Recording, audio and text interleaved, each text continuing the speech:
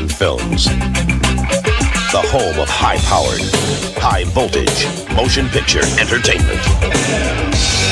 With the screen's biggest spectacles, brightest stars, and boldest lineup of explosive entertainment. We're taking motion picture excitement over the edge and your box office over the top. We're Canon Films, and we're dynamite.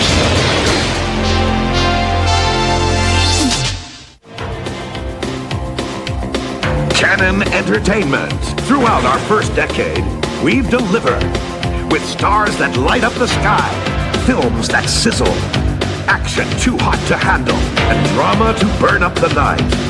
Now, we're on the horizon of our second decade of success, with promising new talent and established box office names. We're charged for excitement and looking forward to another decade of blockbusters. So look to Canon for the future. Canon Entertainment. We're moving forward. God bless them. Where are they now? Hey. Yeah. Tyson's. Oh, He's wow. representing. Nice. Right? Nice.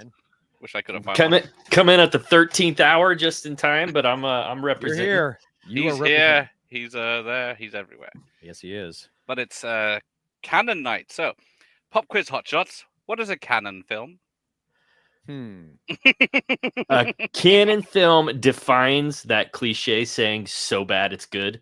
I think that it's 99% of Canon films are shit, but they're delicious shit. With just the right amount of sleaze.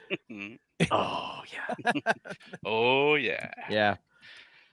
I love them. So I got a pile of tapes here that are Canon, as in some have the Canon logo on. So yeah. Well, all I'll say is I feel really inferior as per usual with next to Gareth's huge stack. Let me just rip this out. Literally on VHS, I know we aren't doing DVDs or Blu-ray or anything, and I didn't want to go through all that. Yeah, but VHS, this is literally all I could grab off the shelf.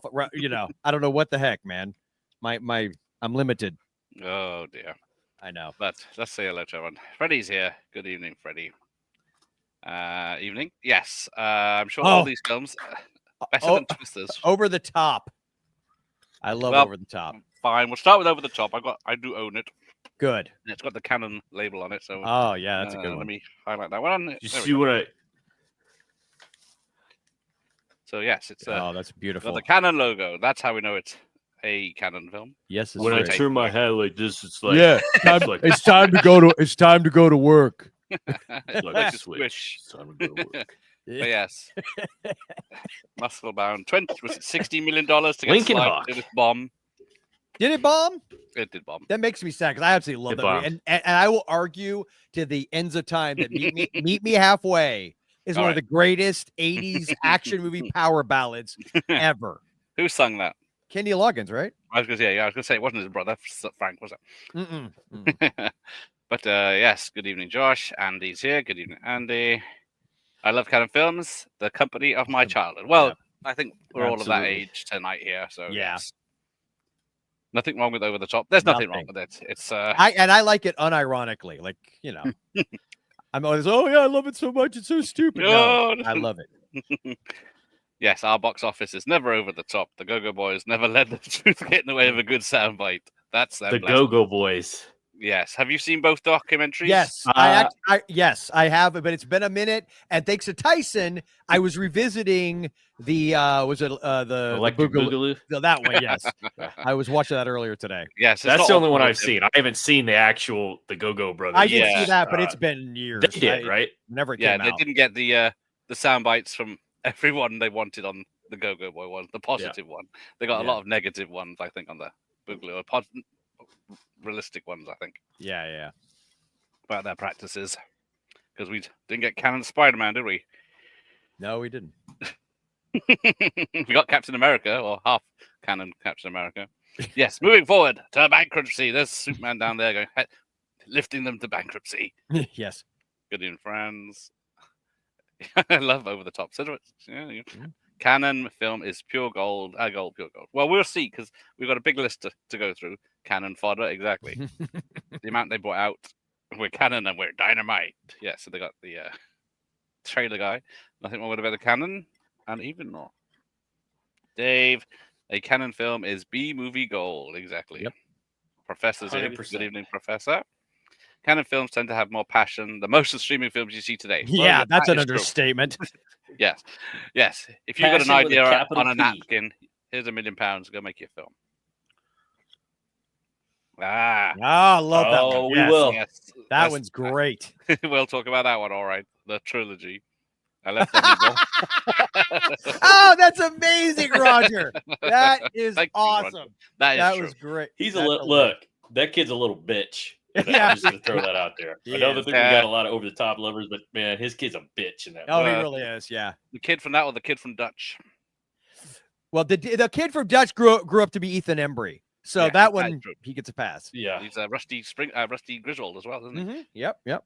Kind of films are badass cinemas thanks to Charles Bronson and Chuck Norris. Yes. Yep. A few of those films coming And up. I know we'll touch on it, but I kind of dig Michael Dudikoff too as well. Yeah. Yeah. There's still films I haven't seen that I saw. I think he's an underrated action guy. He was great. Sorry. Surrender. Yeah. Okay. Theater, man. Field, and then the too much about the robot. I don't know. We'll come to that. I've got some of these sleeves, so we'll see about those. Masters Universe is the best canon film. Right? Well, where's my Masters Universe? Courtney I got a Courtney feeling Cox we're gonna get agrees at with you. least we're gonna have look at at least that. half a dozen best canon films are gonna come up tonight. I feel like. Yeah, half a dozen out of the 120 I've got. So, yeah. Gwildor, quick, take a shot. But yeah, that's an original release. I like Master. I was trying to think about this today. What I think the best canon film is. So I'll hold that for later on. But it's not Masters of the Universe in my opinion. Just humble. Under the There we go. Better the sequel Under the Bottom. I haven't seen that one, but yes. This is actually live, this one. Yes. Tony's on your channel. Yep. Yeah, I am. Yes. Hi, Tony. Yes. Yeah. Joel is we're going to mute Joe for the rest of this so we can enjoy the stream, but he can just wave at us when he gives an opinion. There you go. Representing Superman 4. Yes. There you go. Nice. It wasn't unintentional. I got that poster recently, like within the last 6 months, for $20, man. Original theatrical. Yeah. Nice. It's a great poster. It's Drew Struzan, I think. I think it was a Struzan. Yeah. I think it must be. It looks like. Yeah, I love it. I love that poster. Yes, the Electric Boogaloo has both versions, the documentary and the film. Yeah, true. ABDM. Highlander doesn't count though. Well, we'll see. But yeah, I brought mine along just in case. But I do have. Highlander was a canon? It was. This is where we get into muddy water. Oh, is this where they like distributed it, but they didn't produce it? I got you. Okay, gotcha. I was like, I don't remember that being a canon movie. Okay. Well, I'll show this one off here. So I got Year of the Dragon. Year of the Dragon. Let me make it big. So in the UK, we had this Bano that was on the Highlander rental. Got it. Cool. So it was a canon film, but I think this one is actually a canon film, isn't it? Oh no, this is De Laurentiis, isn't it? Yeah. Yeah. They just distributed it. So yeah, this is a canon distribution. Yeah, you could tell because both of those movies are far too classy. Oh yes, canon did start very early on. Yeah. Yeah, they did not a prequel, an original version of Delta Force in the 70s, but without the heroics. Without the heroics. It's just mostly set on the plane of the first hour. Canon action films are fun, something they can't do anymore. Yes, they can. Oh, they could. They just choose not to. They could. Yes. There's a these films were made for $1 million, which is like $4 or $5 million now. So yeah, ridiculous. Yeah, where technology is today, they could totally do that. Yeah. Some indies do it. Do you have a boogaloo? Hey, you. Do you have a boogaloo? No. I wasn't interested in breakdancing. I was too cool. Well, I don't know actually, I don't think I have any canon. I actually was thinking about that right before we got on. I was like, yeah, I've only got Breaking 2 on DVD. Oh. It was called Breakdance 2 here. It wasn't as cool to really Breaking. Yeah, Breakdance. I don't know how formal and proper they are in the UK. Breakdance 2. No, Breaking. Gotta have that little apostrophe. Bloodsport. Yeah, I'll start some. Well, I might as well show that. Has anyone got Bloodsport? Actually, I do. I just realized that is a canon movie, isn't it? I have it sitting over there right behind me. I'm like, so I have 4 VHS. Yes, I have Bloodsport. Right. Okay. So there you go. Were there any other Van Damme movies that were canon? Yes. Mine. What I think is arguably one of the best. If Gareth's got it, I don't have it. But Oh, and I've got that one Cyborg. too. Actually, yeah, I have that one too. Yep. I don't know why I didn't think Van Damme movies were canon movies. You'd think they. It was a toss-up for me between Cyborg and Bloodsport. Is, in my humble opinion, what the best canon film was. Oh. Yeah, I mean, more than Over the Top, Double legit. feature. Like really? Yeah, legit. Okay. Yeah. Because his kid's a bitch. Yeah, his kid is a bit of a bitch, but I'm just saying. I'm telling you, I love that movie. No, dude, Cyborg, and it's been a minute since I've seen Cyborg, but that was one of those like I went into expecting, like a not that I was aware of what canon films were, but I had seen all the Chuck Norris stuff. I was expecting that kind of action film, dude. It went dark, and like I wasn't used to post-apocalyptic. I mean, I'd seen Mad Max and that kind of shit yet, so it disturbed me a lot more than I expected it to, and for whatever reason, this is, by the way, where our age difference is going to kick in, because I think I was in college when I saw it, and I remember me and my buddies just goofing on it. Yeah, dude, because that's 95, right? Was it 95-ish? Cyborg wasn't 95. Was it? No, it was 90. No way. 89. Oh, wait, I was gonna say it's even earlier. Okay, I was gonna say it's 80s. I didn't see it until college. That's what I was saying. Well, shut up. Okay, but I'm just saying, if you saw it in 89, you were like 8. I saw it way too young. And I was pushing 20, and I need to revisit it because I have a feeling now I would enjoy it differently than I did then. That's all. Yeah, the bit with the girl holding the barbed wire to I vaguely remember that. Yeah.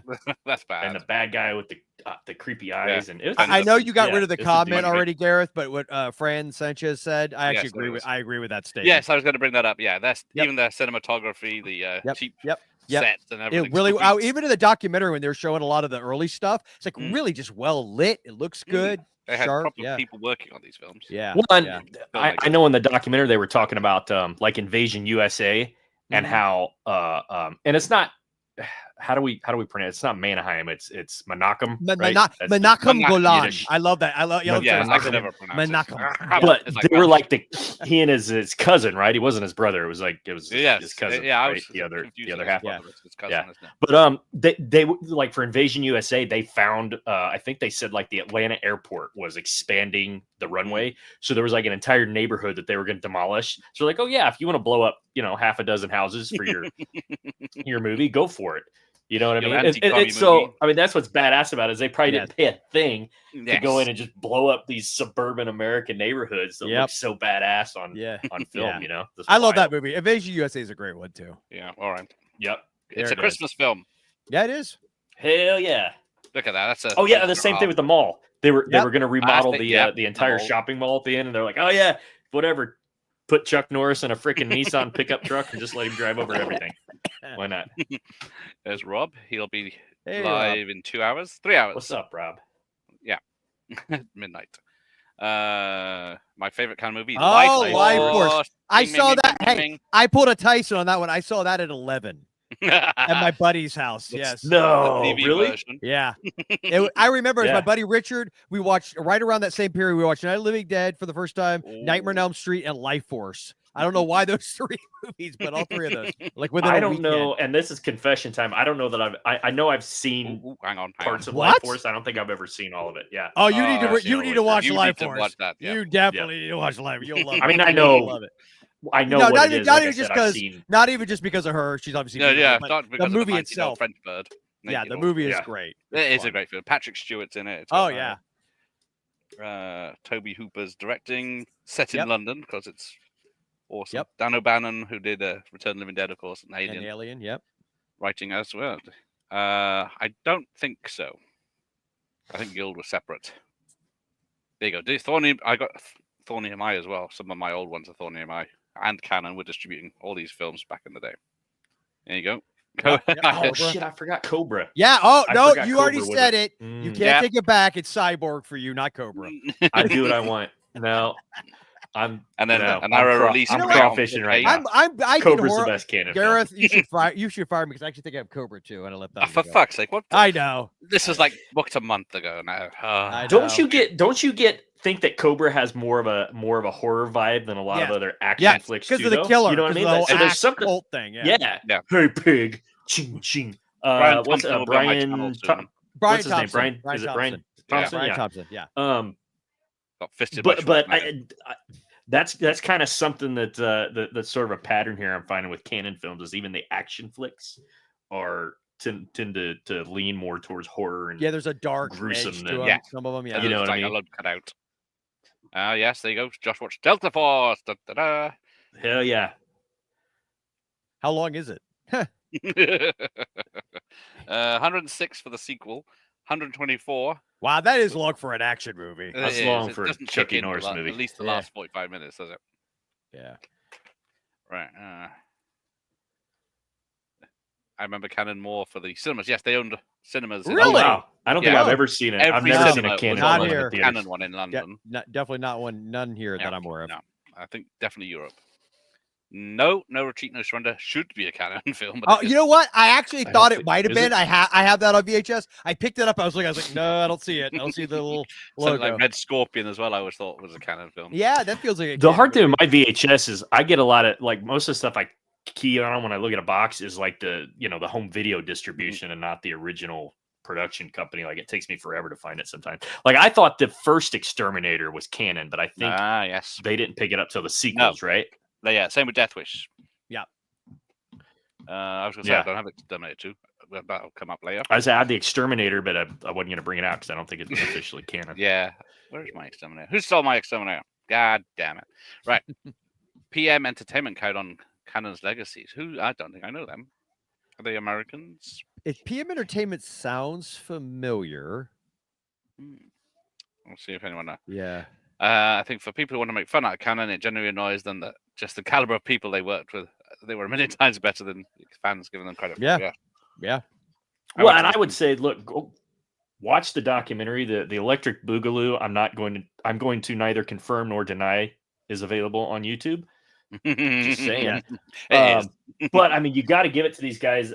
I love the stories because it reminds me of like Sean Cunningham and Friday the 13th, how they would come up with movie posters and sell the poster, get an investor and say, hey, these guys dig the poster. Now we got to write a script and make this. They were businessmen. They did that. They were, That's what I mean, man. You got to give them credit for the hustle. Yep. I don't know about Death Warrant. I didn't notice Death Warrant was a Canon film. I thought it was. Is Death Warrant? That's not Seagal, is it? Is that Death Warrant's Van Damme in prison? Charles Bronson? Yeah, it's Van Damme. It's Van Damme. Yeah. With the Sandman. Death Warrant. Like beard. No, I can't afford a beard Canon. Yeah. Tyson, take it off. Put it in the post directly. And don't wash it first. I won't even wash it. Wear it for like 3 days Oh, straight. Then send It's so bad too. I've been working in the garage all day. I didn't have time to shower. I'm like, I got to throw the Canon shirt on. It's awful. So trust me, Andy, you don't want this. Okay. 21st century films was basically Canon. Yeah, they took over in the 90s with the second cousin or whatever it is. See, I keep expecting Tyson to be going like this. Oh yeah, like he's working Like out. He's got a weight on You his gotta side. remember in your rig. Yeah, you gotta have the. Hey, looks like he's ready. Anybody else but me? When I was a kid, I remember one Christmas I got the official licensed over the top arm wrestling Oh, come table. on! Are you Yeah, dude, serious? they made it. Where is it? They made a thing. The pads had alarms on it, so when you'd actually get them on the pad, it'd go off. I remember that was like my big Christmas gift that year was the over the top arm wrestling. Probably worth a bloody whatever. fortune. It's like- now, It probably is actually. Yes, Masterverse. Yeah, Hi, it would Larry. be. Definitely is. Cobra has just been announced on Arrow for a 4K release. Yes, Over the Top was announced by Cape Light Pictures for a 4K. Actually, and to Fred Sanchez's point here, I would say, like, as much as people, because I've gotten this debate with many a friend about, physical media going, like, man, we live kind of in like this sweet. If you're a physical media collector, I just ordered Arbor Day pre-order off of from TerraVision. I mean, my God, a lost slasher film from 1990.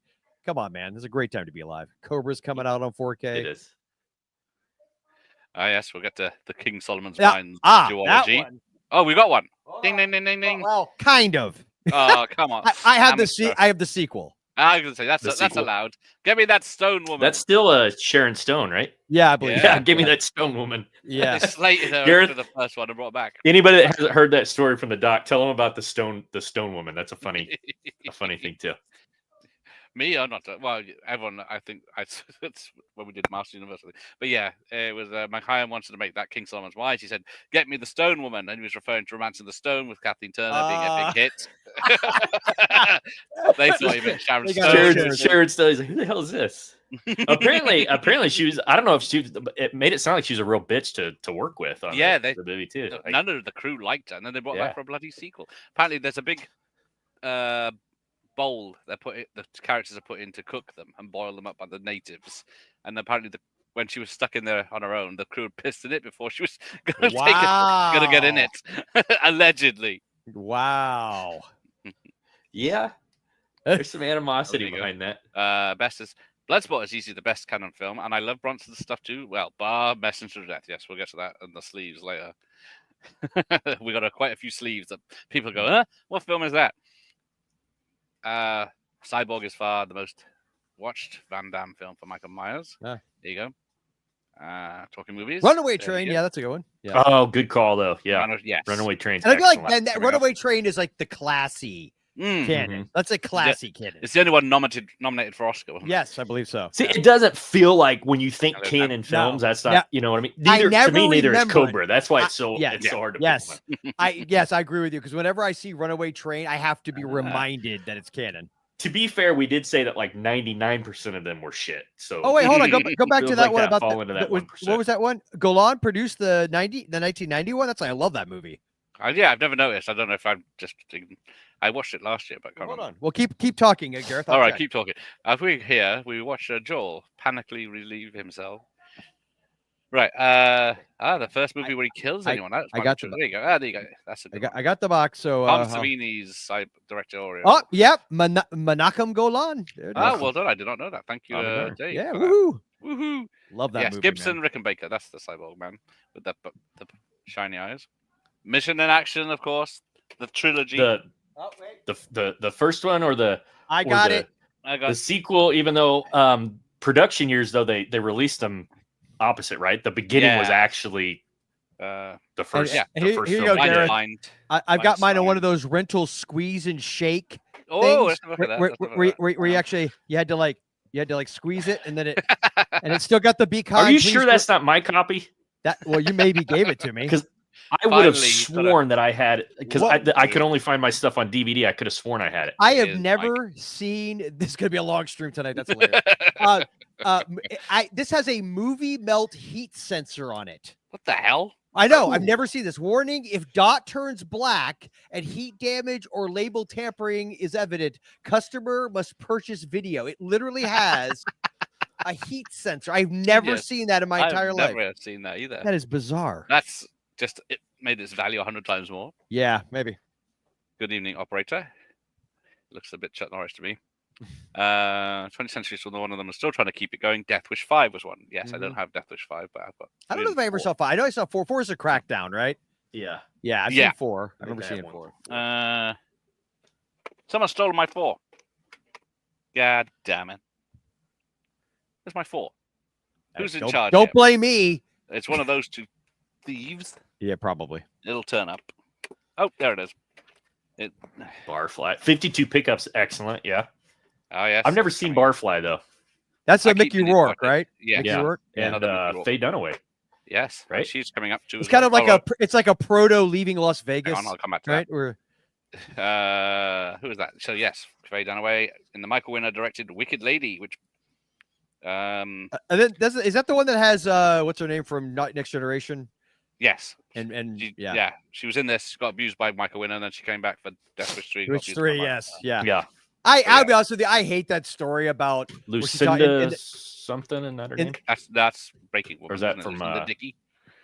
Ninja 3? No, you're thinking that's someone got shagged out. No, what's her name? Why am I brain farting on her name? Deanna Troy is all I know. Yeah, Deanna Troy is all I can think of too. Something Cirrus. So yes, that sounds right. But yeah, just I remember seeing that doc way back when, and that whole story about like she's on the ground naked, and like the one crew member's nice to try to cover up, and then he yells at the crew member, like, "What a dick!" Like, what just He was a nice guy. I know. I've heard many a story, but I just like, man, what a dick. Yeah. Life Force is my favorite kind of film, but Runaway Train has really grown me on me over the years. 52 Pickup and Barfly. Yes, they're coming up some of those in a minute. Seen parts of Life Force. Seen a lot of parts of Life Force. Yeah, that's where I'm at with Life Force. Yes, I think Runaway Train is definitely up there, right. if not the best. Yeah. Hey, Gambit, Life Force, the classic. Yes. When based on a true story, but the true story, the most of the passengers died. So. And he loves Cobra. Welcome to the club. You've got to get me a jump scene from Runaway Train. It's probably one of the best scenes I've ever seen in a film. Does anyone who directed that one? Oh. No, we're stumped. Yes, I don't remember. I don't feel like it's somebody that I would easily pull for. Should I cheat? Should I do the research? Yeah, you research. The research machine. I bought you to as educated guess, but well, that's your. I warned you. Yeah, I knew it starred John Voight. Okay, there's no way in hell I would have known this. Andrei Konchalovsky. Yes, that. Apparently, Kurosawa was a writer on this thing. It says Akira Kurosawa is one of the writers. Nice. I feel like that's probably bullshit. Why it's in the top 1%. Yeah, this is why I didn't want Joel on, because every time you see Florida Man, it's going to be Joel. It's a possibility. Oh yes, definitely watch Cobra again, especially if it's coming out in 4K. Yeah, for sure. The amount of ketchup she uses in Cobra is definitely horrifying. Yes, she does. Marion. Delta Force 2, French Kiss. Yes. Where did my Delta Forces go? I lost them. Oh, there it is. But yeah, pretty lame poster, but very patriotic for the British. I thought I had a Delta Force. We live in Florida. I should be able to get an Uzi. What the hell? You can have a couple. You don't have 10. What's wrong with you? Yeah. Right. Yes. Cobra taught me how to eat pizza. Yes. Cut it cold. Have it cold and cut it up with the scissors. I'm looking for my scissors. And there's the gun cleaning kit and the egg carton in the freezer. I'm always like, it was Gore Cannon?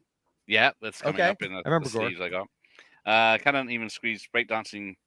Yes, there's a breakdancing scene in Exterminator 2. I think they have a record for having 2 films in the charts in the same year, say sequel and the original released in the same year for breakdance. Yes. See, here's the catch. Visually, yes, he was lucky. But imagine the level of psychological and emotional baggage. Even when she looked like a dude in Rocky 4.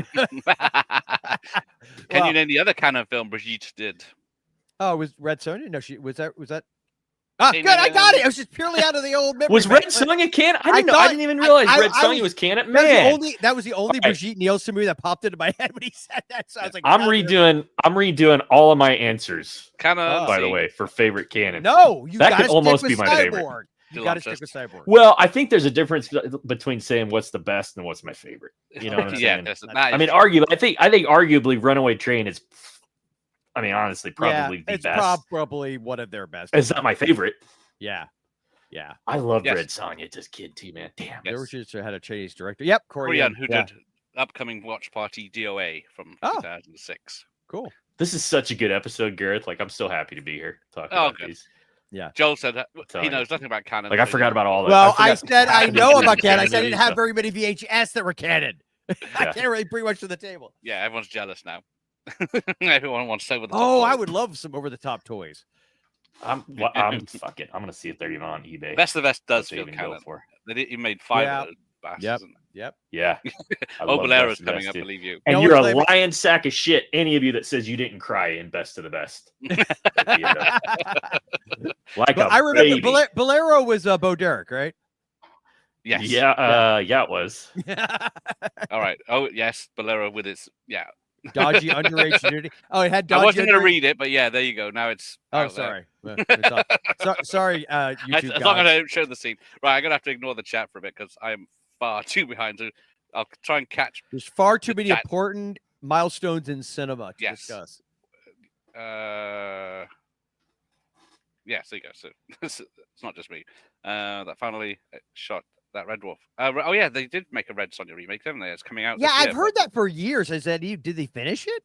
Yeah, I didn't know anything about it. They said it was going to be. I hate to be a cynic, but whatever. Right. So let's see. There you go. Huh? Oh, I got you. So they had to credit it. Gotcha. That makes sense. Yeah, but to have Kurosawa's name, to have it on a movie credit at all. Maybe that's why it was nominated for. Yeah, they're like, oh, they just saw his name, like, oh, nominated. Yes, we almost had Canon She-Hulk, didn't we, Brigitte? Oh, that's a good casting right there. Who wanted to paint her up? Yes. Apart from Sly. That's on Canon YS. Who's the right topic? Right. So we're going in alphanumeric order. I weirdly had that poster from a video store. I may have already told you. Oh, really? No, but I did. I had. I remember specifically, and I had never seen the movie. I just liked Roy Scheider because he was Brody. Yes. Yeah. This was one of those I had only recently seen this for the first time, probably within the last 2 years, maybe. Really? Same here. I don't. You know what? Full disclosure, I don't know that I ever got to see it. I don't remember anything from it, which makes me think I probably didn't see it. It's got real porn stars in it. Oh, okay. Is this the one I'm thinking of too, Gareth, where he's got the old? What is it, like a Jaguar or something? His car plays a fairly vital part he's got in the big plot. silver sports car, isn't he? Oh, it's a Frankenheimer movie? Oh, okay. That's good, man. I need to make it a priority. I'll add it to my ever-growing list of crap I need to get to. And Margaret makes me feel funny. Got the old Browning high power there too, man. You Brits ought to love your Belgian-made Browning handguns. The critics hated the film, but it looks pretty awesome. Well, they hated it, then it's probably good. Yes, it's trashy, but not trash. Generally, great character based on it. That is exactly what it is. There's not much action. But Who's I'm trying to think of the main bad guy in that too. He's a shithead that's been in. He's always plays either a douche or a bad guy of some sort. The hell's his name? Can't read anything. You'd recognize this if you see it. Anyway, maybe John Glover, because based on the Elmore Leonard novel. Oh, it's an Elmore Leonard? Yeah. Oh crap! I really got to watch that then. All right. I love Justified. If you guys watch that. Yes, that's a good one. Right. It's shorty. Yeah. No. Hey, incidentally, I haven't seen a sell price yet, but the over the top 2-pack arm wrestling table is going for. Oh wait, is that action figures? Arm wrestling table, bubble, and it ranges from $400 to $3,000. What? Wow! Very short after. Thanks, Mom. I hope we got our money's worth in the yard sale. You could have sold that off now and bankrolled a project for us. Dude, I had all the He-Man shit. Made a Canon film from that one. Alien from LA. Man. I remember that one. I don't remember this one. I think I watched it in college. I remember watching it in college. A couple of years ago, a few years Kathy ago. Ireland. What's the one I'm thinking of with Brooke Shields? Was that Sahara? Sahara, yes. Yeah. This is Kathy Ireland, who, as we learned from Necessary Roughness, is an amazing actress. Yes, hell of a kick. But yeah, there's the British poster. Only a PG, so I was expecting a lot more. That looks pretty cool. Yeah, that's a good poster. I like that. Yeah. So that doesn't really sell it, does it? No. The other one's way better. That looks like very Blue Lagoonish. Yeah. I don't know what they were going for. Yeah. Alien from LA. It's like she's white sheet the ocean. Yeah. 84 minutes. Yeah. Bloody hell. It's a short film too. Oh, it's Albert Pune. Okay. Pune. Yep. I don't know if the full title is Alien from LA. He did Cyborg, right? He's Albert, and didn't he just pass away a year or two ago? Yeah, unfortunately he was very ill. Yeah. For a few years. Yes, Texas Chainsaw 2. Oh, that's right. Yes. See, okay, now we get tough. All right. Crap. This is going to be again. There's a difference between your favorite Canon picture, I think, and the best. Well, I will argue it doesn't even matter with Canon. Like leave mystery. No, that's what I mean. It's like I always said Mystery Train, the freaking Eye of the Beholder movie. Put Runaway Train out for a second, but I mean, let's be honest, it's Canon, so. Hello. Yes. Truly great movie making period. Yes. Yeah. Yes. It's entertaining, man. That's all you can ask for. If for. it didn't work, they just went to the next thing. I was going to say it must have been cut for a PG over here to be going from sexy Kathy Island. Right. What do we got? There he is. Alan Portman. So, and Elvira. Back up. We'll bring it. There it is. Yeah. There it is. Yeah, he's got it. Yep. So. Yeah, 430 quid for Stallone toy. Why am I still tempted? Do not do that, Josh. I am not. We don't have any. You get think about it for 24 hours. Yes. Yes. Always. Let the booze wear off. Cyborg was going to use the sets and costumes allegedly. Oh, Mike says Elaine from Lay was decent. There you go. I remember being we lost Richard Chamberlain bloody already as well, haven't we? Oh, right, oh yes, Street Smart's coming up. That's a good one as a serious film. Right. So now is this the first one or is this the second one? Yes, there we go. This says up on the title there, sequel. Right. Yes. Oh, look, tits. Sorry, I mean ladies. Mistress of the Dark tits. Was it a PG-13? Or was it? No, it's PG. It was PG here in the States. You got it, so I don't need it. But yeah. America 3000. Oh yeah. Yeah. I love all of those titles like that, those are great. Yeah, I couldn't find a US. I kind of love that cover for all the wrong reasons. Is that an effing Sasquatch? What the hell is that, dude? I love that. I love how obnoxiously rah jingoistic it is. Mm-hmm. That is amazing. All I remember about that is I want to make this movie, Tyson. This is the movie I want to make. I'm just saying. Women rule the world. Okay. Well, if you've got let's make a sequel to it. A desert America 4000. Yeah. I just want that character with the flag and the boombox and the guy in the top hat. Okay. Well, the guy that's bottom right, just above the 15, is Automan. Oh, okay. So he's in this. I know what Automan is. Cool. As a British accented. I don't remember the actor's name, but I know what you're talking about. Yeah, there you go. Yes, that's coming up. Oh, no, actually, it isn't coming up. I missed that one. Yes, Appointment of Death. They did. And then Agatha Christie, I think it was the third film, was it? Murder on the Orient Express. Then it was Death on the Nile. And then they got the rights to and did the Appointment Again, that's classy canon. Yeah. Oh, dear. Gold is the worst movie I've ever Wow. seen. That's I feel like we have some other ones on this list that might be for worse. America 3000 is 94 minutes. There you go. It beats whatever Alien in LA was. Never saw this one. Yeah, I can't say I recommend it. I watched it and I don't remember anything about it. Was Firewalker canon? Yes. Okay. It was. My dad took me to see that in the theater. I actually remember seeing that in the theater. Yeah. So, I forgot. I got American Ninja 1 here. Nice. All right, this might be my favorite. American Ninja 2 might be my favorite. Oh, okay. Well, hold on. We have gone through Cyborg. We have got. Listen. We're only on A, you know. Yeah, really. Come on, man. Let this poor guy. Anyway, okay. I love the American Ninja movies, but only the ones with Michael Dudikoff. There, I said it. That's all I'm gonna say. Well, he does come back in the fourth one, doesn't he? Or a cameo. I know. I don't like the dark-haired guy. I don't know that I ever saw any of the sequels. I'm thinking about maybe the second. So I did. This was one where I saw 2 before 1, so I was pleasantly surprised. I did that a lot in the '80s growing up, where I saw a lot of sequels. Me too. First, I did that a lot. Was pleasantly surprised when I realized there was a backstory. Yeah, to one of my favorite movies. But Sam Furstenberg. What gave it away that there'd be one before it? The number. Shut up, Joel. He possesses great skills. Yes, he does. Yes. So this American Ninja. Yes, there was a 10 Little Indians, another Agatha Christie one with Donald Pleasance and Frank Stallone. Yeah, it's not bad. It's one I rented a lot. Yeah, bloody hell, we lost Steve James. But I know. God, young too, man. Dude was 43 years old when he died. Yeah, he had a future as well. He was. Yes, he was great. So, but then we get. And here's the thing about.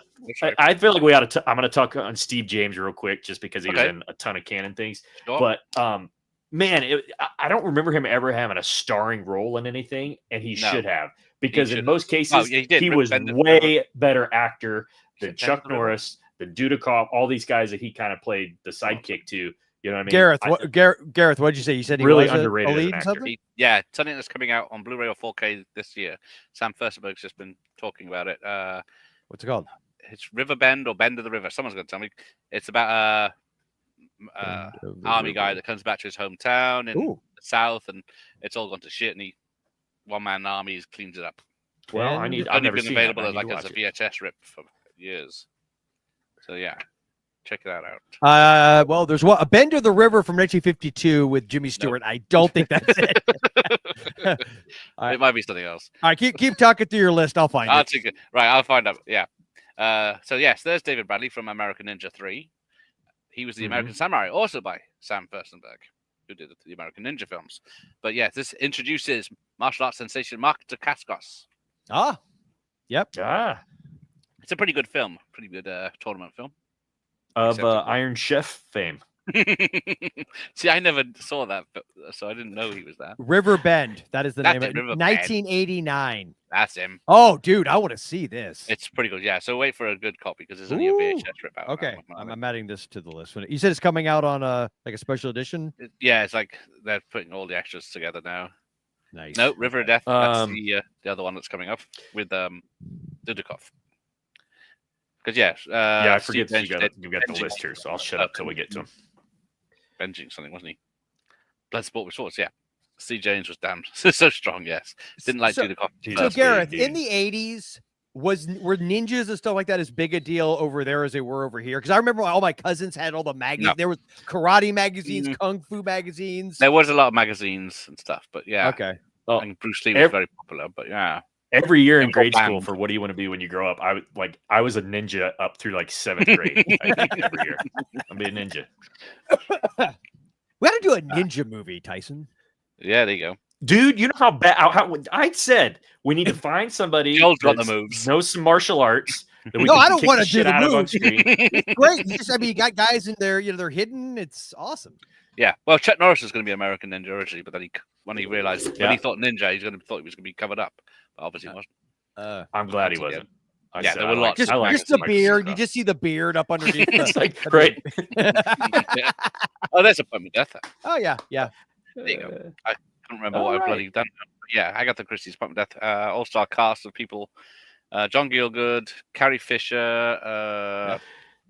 That's the only one. This does go on a different level. I does, and I remember this. It was this maybe in Death on the Nile playing because it was the same guy playing Hercule Poirot, right? Okay, I remember being like 5 or 6 years old and being on HBO. So before my parents got divorced and they lost all their money, and they had HBO in the early '80s. And I remember because what year was this? Late 80s. Okay, that's not. It wasn't this one. Wasn't there another one with him that was early 80s? Or am I like completely that might be? Yeah, people will tell me if I'm wrong, but yeah, this was 87 maybe. Okay, I feel like there was one way 80s. Earlier than that, like early 80s. Murder on the Orient Express, then Death on the Nile. Yeah, and then there was another one. But I can't remember what it bloody is. Someone's going to shout. Okay, Death on the Nile. Maybe it was Death on the Nile. That's 78. So it probably was like that one. Okay. Yeah, that's probably what it was. But I just remember him, and I remember that style of mystery movie. And for some reason, it freaked me out when I was a little kid because I was weirder than I am now. We had the Poirot TV series in the 80s. And then he did all of the stories up until early 2000. So he managed to, the actor did them all. Right, there it is. There's Avenging Force. Avenging Force. There's Steve James. Look at the muscles on that. Dude, he looks like such a badass. That is so cool. He is badass. Oh, he is. Yeah. And that's dude, way underrated as an actor. Like, yep. Yeah. Guy was he was probably a better actor than most. And good comic timing. If you've never seen I'm Gonna Get You, Sucker. Which I love. Oh, I forgot he was in Delta Force too. I forgot he's done Delta Force as well. I forgot he's done a couple Chuck Norris movies too. I was just say Delta Force 2. Let me see. But yes. Who else is in there? Bill Wallace as Delaney. Yeah, the main bad guy is the hell's his name? I'm trying to look. Yes, I was actually was going to ask if you guys had ever seen the Lemon Popsicle movies. I didn't bring mine over, but I've got one of them called Going Steady. I don't know which number. None of those ever played here that I'm aware of, and I've never seen them on video. I've never seen them anywhere. I'm sure they're available on streaming or something. Basically the American version? Last American Virgin. Yeah, that was with the kid from Friday the 13th 4. Yes. Right? Yep. And honestly, we watched that for one of my podcasts years ago. That movie just annoyed the crap out of me for some I don't know what it was. It bugged me. I hate the ending. And I know the ending was supposed to be dark and but it's like, okay. Yeah. It starts off sex comedy and turns. Yeah, it's really weird. I don't know The Borrower. I think I saw that somewhere. But oh my God, that's canon. Hold up. See, fuck, I didn't do any homework. Oh. Hot Chili is coming up Dr. Impossible. Hold on. I love The Borrower, dude. I remember renting this series. Hold it still. Oh, The Borrower. This one. If it's The Borrower. Does it say canon? Oh, yeah. Oh, dude, it says canon right there. Oh my Jesus God. Christ. What do I bother with these? I don't know why. I'm mad at me too, Gareth. I only got 3. We've found how many so far? Yeah, there is really. There's a special edition of this. I can't remember who put it out. I have it. It's over there on Blu-ray. But yeah, I love The Borrower. Yeah, Tom Towles and McNaughton, the guy who did Henry, Portrait of a Serial Killer. This was like his follow-up movie to Henry. Yeah, great movie. There we go. So yes, there's Avenging Force, which is the sequel to Invasion USA, but it's Matt Hunter again. But that's about the only link is the name. Okay. And it was. I never put that together. I never. I did. Chuck Norris I had no idea that there was a link. But yeah, James Booth. Hang on, who's it? No, who did I interview? Can't remember now. He wrote. Was it Missing Action 1 and a few others? Right, there you go. There's the shoddy American version. Yeah, I don't know. Go back to the other poster real quick. Oh, hang on. Now you're asking. There you go. Oh, there's not much better. I mean, but I agree with you. I actually like the other one better. It's like the Hoff there. Yeah, it does. It does look like the Hoff. So it says Michael Dudikoff's style is reminiscent of a young Clint Eastwood, says the New York Times. Okay. We'll go with that. James Bruner, thank you, operator. That's who I interviewed. Can't even remember who I did now. Right. Let's have a look. There we go. I used to get Michael Dudikoff confused with Tom Matthews. Yes, I could see that. Tom Matthews has done a lot. They look very similar. Very similar. Oh, my legs on sleep. I have never seen Barfly. I think on my old podcast, Peter and Daryl always wanted to cover it because they knew how depressing it was and they liked to watch depressing movies. Yeah, that does not seem like a canon movie at all. It just doesn't seem like a canon movie. It seems far too serious and that's not. Yeah, skip that. That's not fun. Oh no, don't make it bigger. There we go. Right, there's Bolero. I watched this last week. Think, it'll be fun. There's lots of naked. What's the name? Bo Derek. But it's not worth the fucking efforts. Yeah. Was this her husband that directed it? Yes, Houston, right? Okay. Don Derek, who did Tarzan, and he did all the other ones. Oh, that's right. No, that's right. I don't know who George Kennedy's. That's in right. It for some fucking reason. Yeah. Hey, Hallowfield. All right, now brace yourselves for the next picture. Okay. That was the British version. What? That was on shelves in video stores. So did you have to put the tape over that, or did they do that? Yes, I shaded it. Oh, I got you. Back. So yeah. Wow. Well, this stream just got demonetized. Good job. Yes, I remember that. Even my highlighting with a fucking yellow pen. I'm fine with it. But so yeah, that makes it look like a straight up porno. Let's just be honest. It does. I think it's exactly why they did it. Yeah, of course. There's Missing Action. It's called it's so.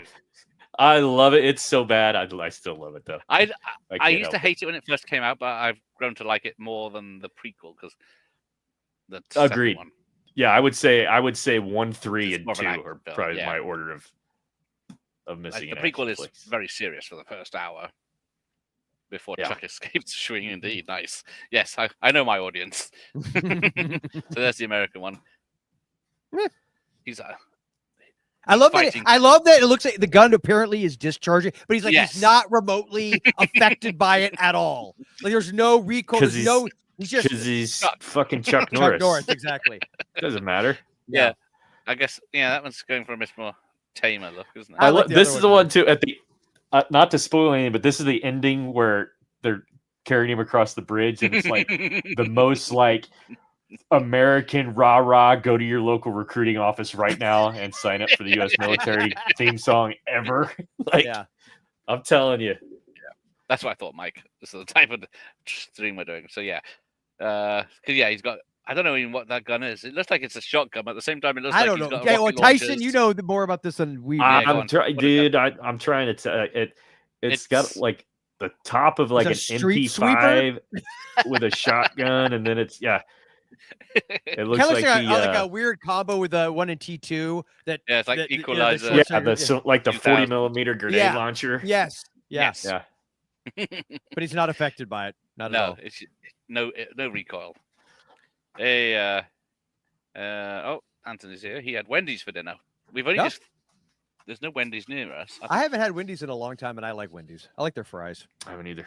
So there you go. There's the breaking. The also known as break dancers. It says down the bottom. Break dancers. Yeah, and it's not even got Electric Boogaloo on it, which is even worse. Is this the sequel? Breaking. Oh no, this is the first one. Sorry. Yeah. Electric Boogaloo. Yeah, you gotta say Breaking 2. So hold on. No, wait. If this is called Breakdance, is the sequel called Breakdance 2 Electric Boogaloo? Mm-hmm. Oh, that's sad. Yeah. That does not have the same ring to it. We don't know what break-ins were. Well, break-ins is what youths do up in. Yes, that's we call that. Yeah. Break-in is also what they do here. Joshua is here. Good evening. He's got Matt Braddock. It's the only one I don't have. I got both of them on X Rental, but back Beat Street is the other one. That's the other one. Yep. I don't. Yeah, so I don't have any other. Couldn't find any other slaves for breaking, which is a shame. But yeah, Christopher McDonald. Shooter McGavin. It was Breaking nominated for any Oscars. It might have been. No, okay. Is it doing a tribute like they did for Bond with a dance off with Breaking? Though arguably it was better than most of the movies that have won as of late. Yes, it certainly is. Right. So here we go. Never heard of this one. Oh, but it looks good. Dude, I know. But something about that I really like. Yeah. Buying time. I thought she was a vampire in the top right, and there's Amy Schumer, but it's not. Amy Schumer? Is that Dean Stockwell? That is Dean Stockwell. Okay. Buying Time. See if anyone knows this one. I have never heard of that. No, not Police Chief Novak. But yeah. Honest, dude, I thought it was Clint Eastwood at first. He's going for that look, isn't he?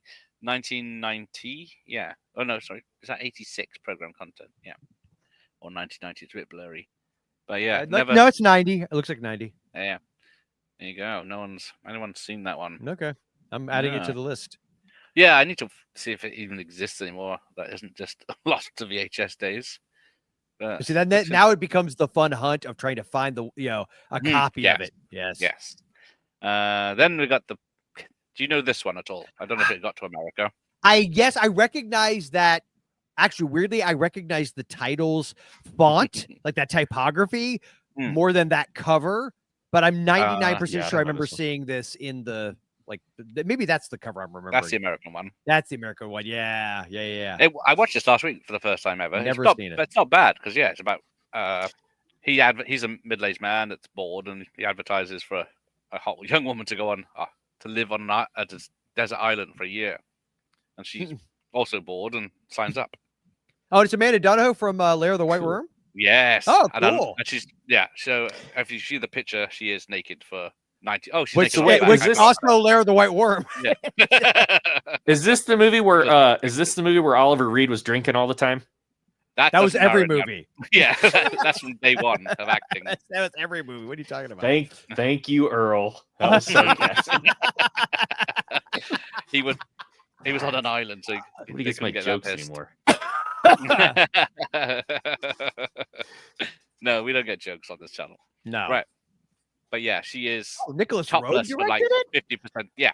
50% of the dude. film is she's topless. But I love it. I love the Brits have. I love that you guys just put like a naked chick right on the back of your. I know, it's ridiculous. Yeah, but you can't have any movies with fucking nunchucks in it. No, yeah. We're like the opposite. We can have people getting blown to bits, but not a nipple. Titties are fine. Nunchucks, get the fuck out of here.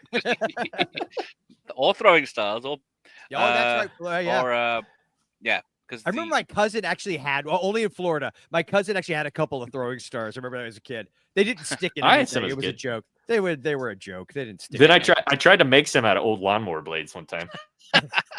Fucking hell. You're trying to make it play. It's very sling blade. Yeah, very sling blade. Sling blade ninja too. Picture. I like the way your throwing stars throw. I am the shadow. potatoes. French fried potatoes. Right, there we go. Chain of Command with Michael Dudikoff. Oh, I remember Chain of Command. My mate David Worth, who directed Kickboxer. I definitely have not seen this one. I don't even know that. Yeah, I can't remember I've seen which this one one. this is. Well, of course, you're a Dudikoff fan. Star of American Ninja. Yeah, I don't think there's an American one. No, there you go. So only the British one I could find of this. It might be a different name under Ching. I guess not. Joel Tyson knows it. I don't know. But yeah, he has done much later on, an executive decision ripoff. But yeah. Oh, this wasn't it. Did they kill Seagal in the first 10 minutes of that one too? I was telling my kids how everybody in the theater cheered when that happened. Yeah, that's the same thing. I remember the exact same thing. I told him, I said, ask anybody who saw Executive Decision in theaters at that time, and when Seagal, spoiler alert, gets blasted out, everybody laughed and clapped. I seem to remember a positive. Yeah, no matter where you were in the world, everyone had the same reaction. Oh, hang on. We got a fucking troll in the audience. Uh-oh. I admittedly get a lot of the ninja and stomp, like what's his name? Sho Kazuki? Kazuka? Yes. Suzuka? Sho. I know you're talking about. I met him in person, by the way, at an airport. We were nice. Really? For a in St. Louis. Everybody's flight was delayed. He was like, I'm like, why is all these big like bodybuilder dudes going up and bowing to this guy? And then I started looking close. I'm like, that's the dude from. And I started rattling him up. But anyway, I get all the titles run together. End of the Ninja, Revenge of the Ninja. Yeah. Yes. All unrelated, even though they have the same actors. All that shit. Yeah. Roman's got 10 or maybe 11 Dudikoff films that he did for Canon, which is almost a collector's crime. Yeah, Sho Kosugi, who wanted £3,000 for an interview, or $3,000, whichever it was. He wants $3,000 for an interview. Yeah. Well, it's good to want things. I said pass. What size Canon T-shirt does he wear? Maybe that's how we'll get him on. That's right. Yeah, we got your back, Gareth. Yay! Thanks, lads. You might want to watch it. Right, yes, Colonel Riddle. Someone mentioned this. I think we talked about. No idea what the hell this is. Yeah, look at that. 144 minutes. That is another classy. Unless that's one of the sex ones where they made it look like it was a historical period piece serious movie, right? And it's actually just lots of boobies and 80s beavers. 85, I think this says. Definitely 80s beaver. Don't know if it's just a Canon produced or released here, but it says presents. But yeah, very serious film, very serious. It looks serious. Here we go. Yeah, buddy. Yes. Bronson's loose again. I like the Death Wish movies.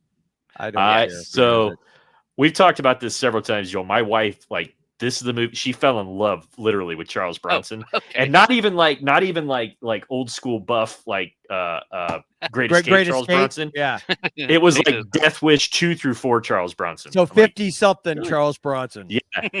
Yeah, exactly. But I agree. I love all the Death Wish movies. Yeah. I don't care. Yeah. Yeah. Do you believe in Jesus? Because you're gonna meet him. Oh yeah. Gambit's got Colonel Riddle. I don't know if that's how you pronounce it or not. Lawrence Fishburne's in part 2, right? He's one of the gang. And Jeff Goldblum was it? Jeff Goldblum was in the first one. Yeah. And I also love that. And I love that in 3, all the gang members literally are wearing only in the 80s could you be a street tough with your halter top and Daisy Duke shorts on. Never understood that, even back then. Yeah, I'm not sure about that post. I think I prefer double. I don't go back to that. Actually, it's kind of cool. Go back to the other one. I kind of dig that. The red, and everything. Like the first one. Yeah, Jill Island, the only woman in a Death Wish film to survive. Oh, yeah, true. His wife, right? Yeah. So yeah, it's a Columbia, RCA Columbia here, and he did a lot for Canon. I know those movies got obviously a lot of, and I'll be very careful how I say this, but for certain grape soda scenes. And it's interesting because I would make the counter argument that because they are so ugly, and I mean, I know a lot of people are like, oh, they played it for, titillation, and I'm not trying to be cute with that, I use the word. But I don't know, man. I always felt really gross. Like it feels as yucky as it should feel to me. Like it's like watching Last House on the Left. I don't know why you would watch that and be like, wow, it's not. It's disturbing. What else would I be doing? Well, yes. So there's a couple more. I've got the 10 to Midnight. Oh, yeah. 10 to Midnight. Or the 12 to Midnight, which was it Charles Bronski just released this year. With, he goes after a werewolf. That guy. And of course, Assassination. Okay, I've never seen. Yeah, I recently watched it. It's not your favorite. I don't remember much about it. What are you going to say about it? Bring it. I don't remember much about it. I love it. and you saw it recently. Yeah. Yes. That's too almost good man. Like seriously, they cut it to ribbons. Oh, I bet they did. Oh yeah. Especially the TV version. Oh, hang on. Red Sonja isn't a canon film. Oh. They bought Well. There you go. Thank you. Well, I now my jump to saying Red Sonja is not as impressive. Okay, and I'm back to Cyborg and American Ninja 2. But what about Death Wish 3? Oh, damn it! Yeah, I forgot. That's where the 44. He's got the 44 auto. Man. Damn it! Yep. I think I got. Yeah, there you go. It's the same poster. Yeah. This is a very young, I believe it's this one and not the fourth one, but the very young Alex Winter as a gang member in this too, right? Yep. Yeah, so what year was this? Was this pre Lost Boys and all that? 85, yeah. I think it's 85, yeah. And then he made... And it feels very 85. They filmed Bill and Ted in like 86, 87, but it didn't release until 89. Yeah. But... And then we got that's the one where I think that's the one where... I like Death Wish 4. Yeah, it's not bad. Yeah. Does that one take place in New York, or does that? No, that's L.A. That's L.A. I was going to say, doesn't he wind up out in L.A., New York, West LA, Coast? It's like, is it his stepdaughter or just like the daughter of his fiance or something like that? It's like I can't remember if it's a full stepdaughter, but yeah, she gets hooked on crack or whatever and almost dies, and so he has to go on a crack. I just realized he basically is the Punisher, right? Yeah, that's basically who he is. Yeah. Oh, hey, yeah. LA, we're rewatching the original Daredevil series with my kids because they never watched. I'd be lying if I said there wasn't some bourbon field nights where I was debating getting me a Charlie Bronson tattoo. Just saying. On your face. Yeah, right. Yeah, right. On your face. Make your face look like Charles Bronson. Oh yeah, my wife would love it. My wife would absolutely love it. Yeah. So yeah. Oh, that's a great cover. Yep. But so that one, and then there's without a number. I've never seen this one. What is the movie? It not be canon. What's the one he did? This like the Japanese theme one, which got like a that's coming up. Kinjite. Okay. Yeah, I remember my uncle renting that. I don't know why. And I was did that? And I feel like that one came out around the same time. Spoiler alert: that one opens with him shoving a dildo in a dude's ass. So that's not enough to tell you. 5? No, Kinjite. Oh, that one. Oh, Kinjite. Okay, yeah. Oh, no one's seen Death Wish 5. I feel like I did, but it's been so long, man. What year did that come out? Was it the early 90s? Early 90s, yeah. Yeah. But hang on, if we go back to 2, so 2 has numerals, but 3 has numbers because Americans are too stupid. Yeah, exactly. Damn right. And then 4 still got a number, and then they took it off 5. 1994 is when that one came out. Yeah, my took off the 5 to hide it from the Americans. Yeah, we get the 5. So yeah, Americans wouldn't watch Death Wish 5, but they would watch Death Wish: The Face of Death. Yes, we would. I don't know if it's not a canon one on that one, is it? So it's a guild release, yeah. So I just put it on as. Yeah, that's fine. Be a completist. Part of the franchise, yes. I think one of them might have held the rights to it. But there we go. Did you remember Delta Force 3? Nick Cassavetes. That's cool. Yeah. I remember renting this as a kid and then being pissed because it didn't have Chucky Norris in it. I think that's probably why I didn't like American Ninja 3 too, because Dudikoff wasn't it. I'm like, but yeah, so this has got, I don't know who John Ryan's related to, but yeah, Matthew Penn, obviously from, I guess, Sean Penn and the other guy, Chris Penn, and Mike Norris. There's a any relation family. This is directed by Aaron Norris, Eric Douglas. I don't know if that's Michael Douglas's relation. And Nick Cassavetes, isn't he the son of John Cassavetes? He is. Cassavetes. Yeah. Oh, hang on. My screen's gone. I kill rich bitches.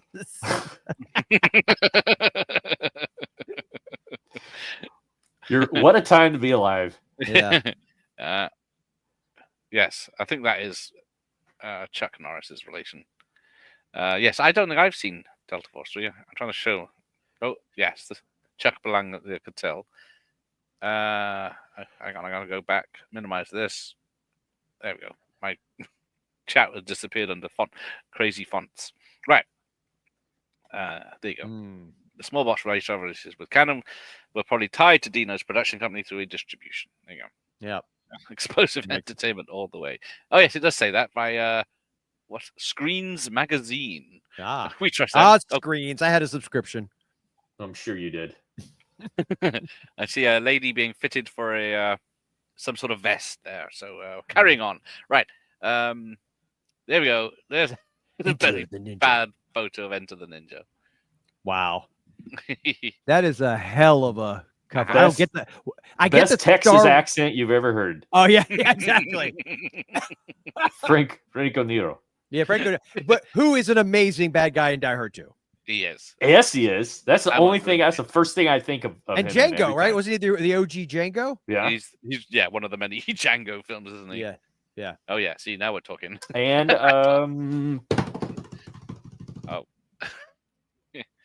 Guns the Navarone? No. Force 10 from Navarone. Force 10, that's it. Yes, thank you. Yeah, Force 10 from Navarone. Yes. Yeah. So yeah, he had I think it's Stephen Lambert. Didn't I interview him? I think he did the ninja stuff when he had the mask on. And then in some scenes he was doing both parts and fighting himself. But yeah, that's a better poster, I think. Because that one looks he's got a weird neck on that one. It's just like a disco I remember the vibe or something. That one. And that's Sho Kazuki. Okay, yeah, that's much better. But yeah, I'm trying to think. Is that Furstenberg? Who directed that one? I can't read it. I can't read it. It's blurry. I don't think it was. Right. So yeah, we got Enter the Ninja. This is alphabetical order. So then we go straight to Exterminator 2, which looks awesome. Yes, it does. There's the kept it for the British title. Well, that covers way better than the American flamethrower. What's actually no, I like the other cover too. Is pretty cool. Of course, Robert Ginty. Oh, Enter the Ninja was directed by Menachem Golan. There you go. Thank you. Was it? Yep. Oh yeah, I couldn't remember. I think Furstenberg only did the third Ninja 3 one. This one, cobbled together at the end, because Mark Ginty didn't come back for reshoots, so they've just put a mask on. Mario Van Peebles as X. Yes, and crazy. As X, yeah. Frankie Faison, of course, and another one where the lady and the best friend don't survive, I think. But so they don't own the rights to the first. Well, they didn't own the rights. They bought the rights for. I love that. Nightmares only come to life on the streets of New York. Yeah. Apparently, you've never been to other major cities in the United States. 80s New York was basically the Purge, wasn't it? Yeah, it kind of was. To be fair, it kind of was. I'm pretty sure Enter the Ninja was the movie that launched. Yes, I think so. But I've got their first one coming up soon, which is I don't know if you know which that was. Does anyone know which one? There you go. This Firewalker. Firewalker with the great Louis Gossett Jr. Comedy. I might have to action. I might have to reorganize my list. I hope. Yeah, this would be a sentimental. This would be 100% sentimental for me because my dad took me to see this in the theater, and I love Louis Gossett Jr. and Chuck Norris is pretty good. So, gentlemen, we meet again. I don't think. I do have the British. It was a great movie. Yeah, certainly sells it as an Indiana Jones adventure, which But yeah, remember when they're in the Volkswagen and the Volkswagen sinks and Chuck Norris dog paddles to the. I can't remember who the lady is. Leo. The blonde, of course. But yeah. And the bad guy was Sonny Landham. Yeah, that's right. Yeah, it's not on the picture. But who loves going bananas? No one. I remember the time. I've never seen it. It's got that bitch kid from Over the Top. The bitch kid from Over the Top. And Jimmy Dynamite Walker. Young Jimmy Walker. The woman from Flash Gordon, yes. Was Melody real quick, back to that last one. Was that Melody Anderson? Okay, yeah. That's it. Thank you. But yes, so the documentary too, they Gareth, do you remember and Joel, I know it's been a while since you've seen it, but in the documentary they talk about Menachem was originally interviewed like Clyde from Any Which Way But Loose for the role of was going to be the monkey, Yeah. And it bit somebody or did something, so then they wind up having a little person in a suit.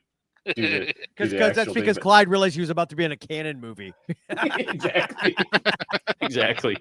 Like, really showed up with his agent and everything. Yeah, that's hilarious. Here we go. More Oliver Reed. Gore. This was I've never seen it.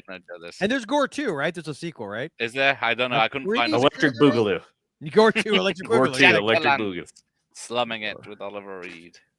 And yes, Paul. Gore 2 came out in 1988. I don't think there's any relation that I remember. See, someone noticed as well. Yes, Demi Moore looked like the kid from over the top. Yes, get with the Dudikoff kid. Hilarious. That's hilarious. But yes, Gore. Not another one filmed in a quarry. Mm-hmm. But yeah, it wasn't good. Who was the lead would that guy? Would that fall? I guess it wouldn't really be one of the sword and sorcery tech, because I feel like in the 80s you got a window of some of those, but it's kind of that, but it's also more sci-fi. Yes, yeah. It does have Rebecca Ferranetti, who's a Penthouse pet and Playboy playmate, but she keeps all her clothes on in this. Yes, swords and sci-fi. It would be swords and sand. It was swords and sorcery, swords and sci-fi. Yeah, right. That's cool. So yes, this Hard one Rock Zombies. I know that title. That's the British American one. Yeah. Makes Thriller look like Airplane. That's awesome. Hard Rock Zombies. I'm trying to remember. I don't think I've seen that one. Hard Rock. Yes. Bore, not Gore. 84. No. No, I couldn't find much about it. But yeah, that might be one of those, like, it looks like it's on some streaming channels like Fossum, and is that how you say it? Fossum? Yes. And Plex. So not a couple. Yeah. If anyone knows about that one, let us know. But Hell Squad, on the other hand, looks fun. You see that cover? Oh yeah. Because there's nothing like a bunch of badass chicks with berets and submachine guns or whatever the hell she's got. Yes, I'm not sure. Las Vegas dancers recruited to rescue the kidnapped son of an American ambassador. Well, as you do. I think 38 caliber kittens. I like it. Nine heavenly bodies. You know what? I will bet money Tarantino loves this movie. I'll bet money on it. Yeah. Doesn't mention canon anywhere. I don't know I don't know which cover I like, but I think I like this cover better. I think. Yeah. Down the bottom left, it does say canon film. Yeah. That'd be a cool poster. Yeah. Yeah, I kind of like that though, because it's like low rent Photoshop before Photoshop. Yeah. Kind of dig it. Oh, there we go. Hercules, of course, with Lou Ferrigno. Oh yeah. Hercules. Sybil Danning. Yep. Is that? No, it's not someone else. Anderson in that one. I think I've only got the US one of that. Oh, there you go. I've seen. Hard Rock Zombies. It's incredibly bad. bad. Those are the best kind of bad. It took you to get Eve to realize these were alphabetical. No one's listening to me. Yes, where would canon be without Oliver Reed? Where would any of us be without Oliver Reed? Oh yes, enough of Hercules chucking a bear into space. That poster sells it though. Yeah, that's a great poster. But then we get Hero in the Terror. I love Hero in the Terror. I always Terror. think this is 90s, but it's 80s. I might have to reorganize my list. Jesus Christ. I know. God, Tyson. Ultra stereo. There you go. Now it's ultra stereo. Another example, though, of Steve James, right? Yes. An excellent supporting actor role. And what's his name? Joel, we just saw him at Tampa Bay Screams. Jack O'Halloran. Yep. As the terror. Yeah. Yeah, there you go. That's yeah. That's the cover I remember. Yeah. Yes. Chuck Norris and Steve James. See? Oh, look at that. Heroes hit hardest. What's the British one? Nothing so evil could die so easily. See, come on, guys. You gotta be more tougher and masculine. You say heroes hit hardest. What does that even mean? It's alliteration. It doesn't have to mean anything. It's amazing. this is another one that's definitely got sort of a major horror undertone to it, though, right? Yeah. I Like feel this like is hard to. I could flake this where would one you with- shelf this? Horror or action? Well, I was gonna say too. What's the other It's not really really great action. Chuck Norris flick? Silent Rage. Yes, Silent Yes. Rage. Thank you. I Yeah. always feel like I could flake these two together in my head for some reason. Yep. They're- Well, Yes. because yeah, exactly. There are Yeah. serial killer ones on there. There you go. Yeah, someone's I got think. Poor Steve James had to jog around the theater without a gun. Yeah. With his I could almost say the song that was on the damn radio on the old boombox as he jogged. Oh, there you go. Yes. Cannon had a World War II drama, The Assault, that won an Academy Award for Best Foreign. Really? Yeah. No Okay, kidding. Silent Rage 82 is better, but still not great. Oh dear. I like Silent Rage. I do too. It's all right. Right, there we go. Hot Another British cover. chili. Dear God. Are you sure this was this edited behind the enough. beaded curtain? Was this No, we like a... didn't have those. It was just on the Oh, top that's shelf, true. if it's Okay. anything. That's Hot Resort. I don't know. I Is think it they're called? separate Right. films. Are they I separate? don't know. John Robbins. Yeah. I know. I different do film. recognize Hot Resort. I do not recognize Hot Chili. Yeah. From the producers of Lemon Popsicle and Hot Bubblegum, Hot Chili is a wild erotic and hot enough to burn your lips. But yeah. again, ninja stars are what's going to warp the minds of Britain's youth. But yeah, so the top picture on the left, there's this woman. It's about four guys that go on holiday, but then they end up working south of the border, I think, and then in a hotel, and there's all sorts of sexual shenanigans, as you can tell, because there's one lady that plays all these instruments, and she plays them nude, like a piano. I was going to say, is she holding like a piccolo, a flute? But yeah, and then Okay, now I got to see this. she gets these young lads to her. I have a soft spot for erotic flute movies. By the way, putting the inflatable lips where they did, really subtle. Really. Right. But yeah, I thought he was a doctor every time I see the picture, but no, he's just got a towel around his neck. You know what? That does look like a doc. That's what I thought he was. And he's got a metal tray, and I thought, Oh, he's a no, pool. it's not He's a pool. Yeah, he's a pool guy. Like It's here's the your, hair here's your fifth. What was? Here's your fifth. It's either like Bacardi or Ouzo. Yeah, Here, madam. Here's your. zoom in and enhance. But yes, this is. I remember this cover. Okay. Hot Resort. I don't remember anything about these. I can't see much about These this. are like those, like those blurry. summer. I sex wasn't comedies. allowed to look or watch these kind of movies. I think that's watched kind Ninja Hard Star movies. Bodies. You remember Hard Bodies 2, movies like that. Yeah, Yeah, I think top right of this picture is another topless woman, but of course it is. it's a drawing, so I don't know if it's art. You know, we talk about the age difference thing, though, Joel. This is like when this was out, I was at the age where I was too young to care about TNA. I just wanted action. And To be fair, if Chuck this was Norris. mid '80s, I was still pretty much. But by the time a few years later, I'm in high school. And, 85, Yeah. I think this one. yeah. See, I was only like 9 years old, so it wasn't Spring like Break. yeah. Love the Spring Break movies. Which lips? Those. Those lips. Keep it clean. This is a family channel. We did Bolero. Right. This one I really don't know. Ted Post. No, the human. I don't Centipede. know this one. Ted Poster. No. Yeah. Didn't he do which Dirty Harry movie did Ted Post do? I'm trying to think, man. I Was knew you were it- going to ask that. Was it the second one? Can't remember. Magnum? Was Magnum Force the second one? I'm I trying to think see it which. was. Can't see the date on it. I don't. I Third have one to was cheat. Yeah, there's no American. I love that Deadpool has Jim Carrey in it. Yeah, Magnum Force. Oh, it was Magnum. Look at It me. was Pull it out of Magnum my Force. butt. I Hey. remember. Never Look mind. at that. Look, I stand 88 corrected. minutes. The world watched, the world waited, but one man risked everything for freedom. America. Team America. Yeah. Yeah, It's exactly. it's a Gulf War movie, man. I've He's never Is it seen really? a it. U.S. Marine. Oh yeah, to say Iraqi to free his brother. Of course it is. But yeah, that's I'll wait till we get to. I'm sure Platoon. I'm hoping Platoon leader's on here, so I won't say anything till we get Oh, to the dear. P's. So what's this one? Can't read it. Joyriders. I think it says. Joyriders. Joyriders. That title I don't know sounds anything about this. familiar, It might but be I a don't. British only. That title sounds Uh, familiar to me, though, for some reason. If only someone had done decent scans of these things back in the day. Yeah. But yeah, I know nothing about that, and I can't read anything about it. But I don't think. The story like of a two British movie. losers who learn to win. How do you learn to win? I have no idea. To the lottery. Yes.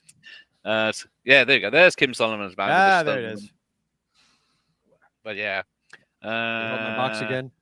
Well, I guess not Oh, really. Yeah. I have the sequel out there.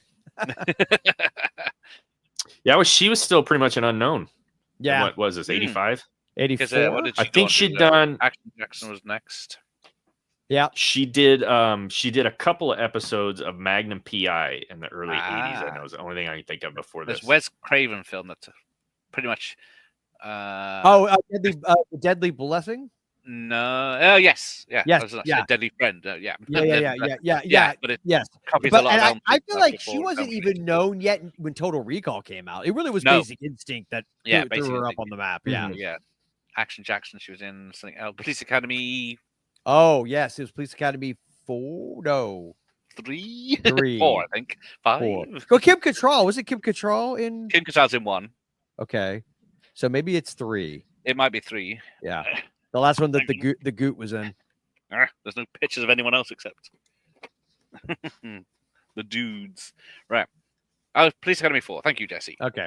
Stone was a muffed diva. Oh, there you go. Right. Oh, press the button. There we go. There's Kinjite. Yep. I remember for what my uncle renting that. I don't know what year was this. 89, 80. Yeah, 89. Okay, and I remember the box sitting there and seeing that cover because I remember she was naked, like that on the cover. Yeah. Vaguely remember. I remember being very confused as to what the hell it was. It's not a action film. It's not a hunting down a killer film. I remember recognizing Bronson, be like, "Is this like Death Wish?" It's nothing like anything he's done, but yeah. Yeah, I think in the movie that like Kinjite or Kinjite, however you I think is like Japanese for the forbidden or something. Yeah. And as a true Southern American, I wanted to call it Kinjite. Kinjite. Kinjite. Y'all got that new Charlie Bronson movie, Kinjite? You know that happened across Florida when this movie came out. Hey, I'm looking for that new Charlie Bronson movie, Kinjite. Kinjite with them Chinese girls. I've only seen this film once. Once it came out, and once when I was, I think, who was I interviewing? He's only in it for. Yeah, I haven't seen it a lot. He's not.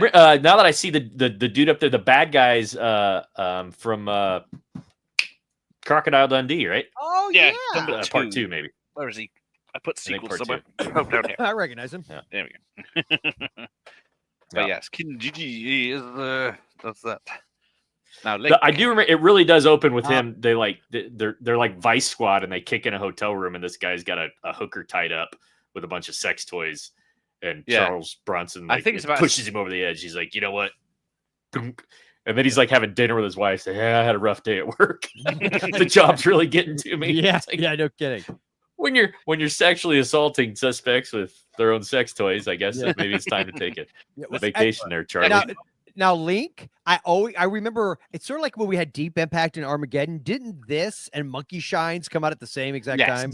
I always confuse the two of them. Yeah, I was just saying, man, Cannon did a lot of monkey movies. Except this is much more like the Romero Monkey Shines movie. Jerry Goldsmith did the music on this one, so yeah. Oh, nice. Trying to read Elizabeth Shue, right, in this one? Yes, that's the one.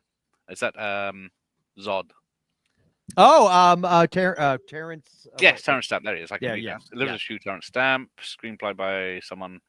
Music, Jerry Goldsmith. You know what? I think I know it was not directed by George Romero because that was in fact Monkey Shine. That I do have. Yeah, everything had awesome artwork. Have you noticed that? Hold up, Richard Franklin, Psycho 2, and Road Game. I can read that. This. Okay, now I can read it. Okay, that's cool. Yeah, I need to watch it. I still haven't seen it. Yeah, you know what? I know I saw years ago. Monkey Butlers. Because I remember Monkey Shines, but again, to your point, I kind of confused the two. Yeah. I'm adding this to my ever-growing list of things to rewatch or watch for the first time. Link is an odd one, but another film with a great final shot. Don't spoil it. Elizabeth Shue, she always gets my final shot. That's right. Let's have a look. So, Love Screams, a drama. I have no effing idea. Is that Gina Rowlands? Oh, John Cassavetes. Yeah. Oh, it's a Cassavetes flick. Okay, cool. Produced by the Golden Globus. Oh, you know what? I literally was on Cassavetes' IMDb page. It actually makes sense why it wasn't some random weird thing. And I saw this title and I had no idea what the hell it was. And it was one of his later movies before he passed away, right? Yeah. Mm-hmm. Wow, that's looks. Yeah, says drama in big letters. So next. Oh, there's the American. actually that's actually kind of interesting. That's pretty cool. It's weird. Yeah. Yeah, in a good way. Yeah, it probably sells it better than. Yeah, I like that. It's more interesting, more mysterious. Like, what is this movie? Yeah, what's this about? What's he doing? Is he turning into a bug? Right. A man called Sarge. This is 89, I think it says there. Okay. Don't know about it. This seems very familiar to me, and I can't. Or the text is in yellow, so I can't read it. What was the one that early 70s, maybe even 60s that Cannon did? Oh, with yes. When they tried to make a sequel with Young Frankenstein. Yes, Peter Boyle. Peter Boyle, that's him. Oh, Joe. You're talking about Joe? Yes. Joe. Yeah. That's what I thought it was when I went. Because they did for a split second promo to make that one. A man called Sarge. I have no idea. I don't know what it is. Oh, Mark Singer's in it. That's kind of cool. Oh, there you go. Joe, that's it. Yeah. Wait. Lousy chat. Or take 60 seconds before I see it. Yes. Franz. Red title on a black background. on a red background. No, fair enough. No. But, yes. Master of Dragon Hill with Oliver Reed. No one's saying it's the one where he's drinking on the... I think this is the only one he didn't actually. No, that is like the weird. You know what? That looks like AI did that. That whip with the snake. It looks it's like not really working, is it? And his arm doesn't look like he's actually like doing the motion of a whip. Yeah, that whip is going to hit him in the back of the head if he's doing it. Like there's a lot of whips in Cannon films as well. A lot of whips, and somehow they tend to remove women's clothing a lot. Whips and lips. Lots of whips and lips. I think that's the only one. But yeah, and no one's heard of that. Not a clue, bro. That one Matahari again with the tits. Yes, that's another one of those. That's one of those where they tried to make it look like it's gonna be a classy period piece. Yes. Just kidding. It's Sylvia Crystal. You know what you're gonna get. Exactly. Great acting is what you're gonna get. Yes, Gareth. Yes, you are. Plays the infamous Will Great acting by leaving a trail of espionage, double dealing, and seduction, of course. Of course. Who did that one? Curtis Harrington. The third. Probably. Chances. Hey, Dan. Yes, chances are Oliver Reed did whips. I think it is a good 80% chance that happened. Right. Okay, moving past the lovely Sylvia Crystal. There we go, Messenger. No, more Bronson. Yes, more Bronson. So yes, which makes it look like a Death Wish film. And what the cops can't do, he will. He will. Charles Bronson is going to do what the cops can't do. Yeah, well, he will, and when he pays, when he visits, pray you're not at home. Yeah, another J. Lee Thompson film, but yeah, he has that gun in his hand for like 10 seconds. I think he fires one warning shot. Because he's a reporter. Doing news about a family that got killed, and then he's investigating it. It's not one of them socially conscious pictures, is it? Where the reporter's the good guy. Yeah, back in the old days when reporters did work. Oh, come on, man. Yeah, where is 101 Bronson? Working probably, but yeah. Yeah, actually makes it sound like so. When he visits, pray you're not at home. Is that a reference to Bronson or the other guy? It sounds like that's like he's dangerous. Yeah, like to you, like as it's definitely sounds like a horror. Yeah, when he visits, pray you're not at home. Yeah, so he does team up with Gene Davis from the killer from Ted to Midnight. The HVAC guy. He's in this. Yes. Yes, that is the religious cult. That is the Bronson film. But the more Dudikoff with Midnight Ride. I recognize the poster, but I don't think I've ever seen it. I forgot all about this one though. I know I've seen it. Maybe my contact lens is starting to blur. For a second there, I thought that was a young Mel Gibson. That was so weird. That does look like him, yes. And it looks like Mark Hamill. I mean, I don't know if it is. And Robert Mitchum. It is Mark Hamill. Yeah, that's Mark Hamill for sure. And Robert Mitchum. There you go. Oh wow. What is it? Yeah, I've seen this. I don't know if it's a knockoff of The Hitcher. Oh, hold on. Got to add it to the list if it is. I love me some highway horror. Hold on. Exactly. Being from the South and all. That's right, son. Midnight Ride. I'm looking at this. 1990. Spoilers, Michael Myers.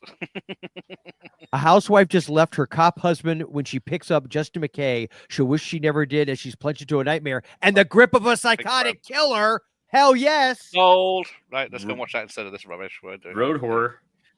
Oh man, I'm adding that to the list for sure. If it's not roadkill, Joel's excited about it's road horror. Right. That's right. We're eating tonight, kids.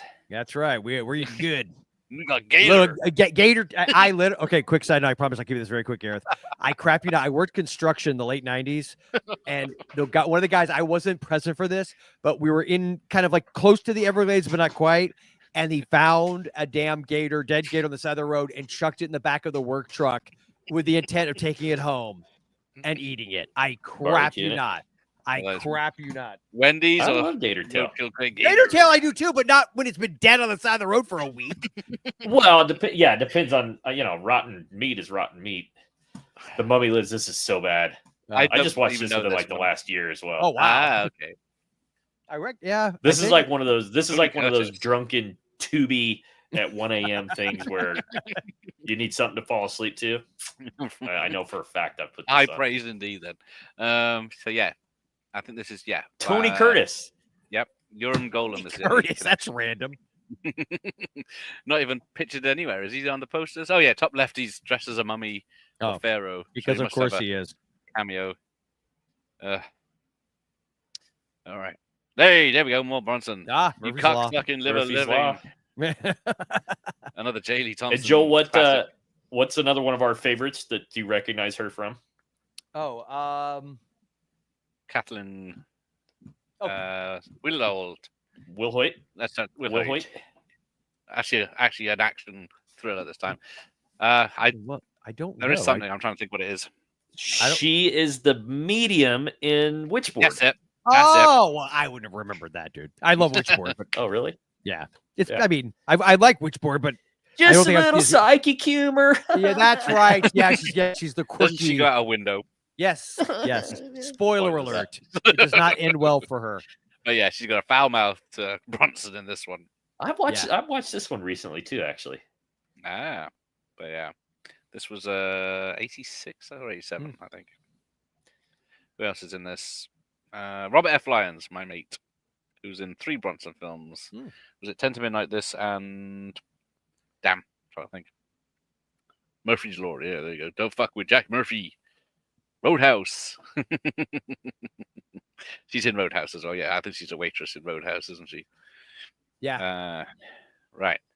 New Year's Evil. New Year's Evil. That's a great poster. I love that. I forgot about this one too. I don't know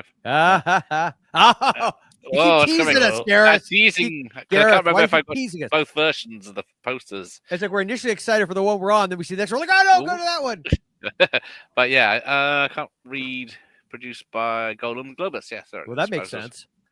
That is actually a canon film, as I'm saying it is. But yeah, it's not bad. I do love the poster. The poster's great. It's got punk music, isn't it? Mostly. Yes. And the midnight. And yes, needs to be more holiday themed slashers. Peak cinema, peak everything. Oh, stop the vid. Ninja 3. Yeah, we've called it. There it is. I don't think. Yeah, there you go. It's the same poster. All right, I might have to redo my order my list. Oh, come on, just a little bit. I love this as a kid. This is another one though where this takes a horror turn. Yep, Ramon. Yep, unexpected. It gets creepy. It's breakdance, Exorcist, and a ninja film, isn't it? If you have never seen a horror movie, yes, you are correct, Tyson. This movie gets very creepy. It's got the batshit crazy opening with a ninja going crazy on a golf course. Oh, that's right. Killing cops. Crushing the ball. Yes. Hang off helicopters, hiding from the police. Where is he? Can't find him. That's great. But yeah, Sam Furstenberg again. Lucinda Dickey, who had Isn't there a possessed like pinball machine or something? Doesn't she have like a video game? I remember her apartment being like an very arcade 80s console. and very cool. Yeah. All got flashing lights and stuff when she gets possessed. But yeah, Sho Kosugi getting annoyed that he's not the hero, and he gets the final kill of the ninja at the end. The best stunt doubles ever, yes. BT Moore's double in Bond. Yeah, that's my mate or late mate. I can't remember the name. Stuart, the stuntman, who was in it. He was the ninja. All right, who knows this one? I know. Yes, the nerd. I actually know that title, and I recognize that cover. I've seen that before, even if that's the UK cover, right? I've seen that. Yeah, cover. that's the UK one. There's the. Okay, it's similar. Yeah, I recognize that.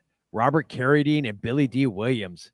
It's not good. I you know what? Let me dream, Gareth. I want to dream that something called Number One with a Bullet, starring those two, is good.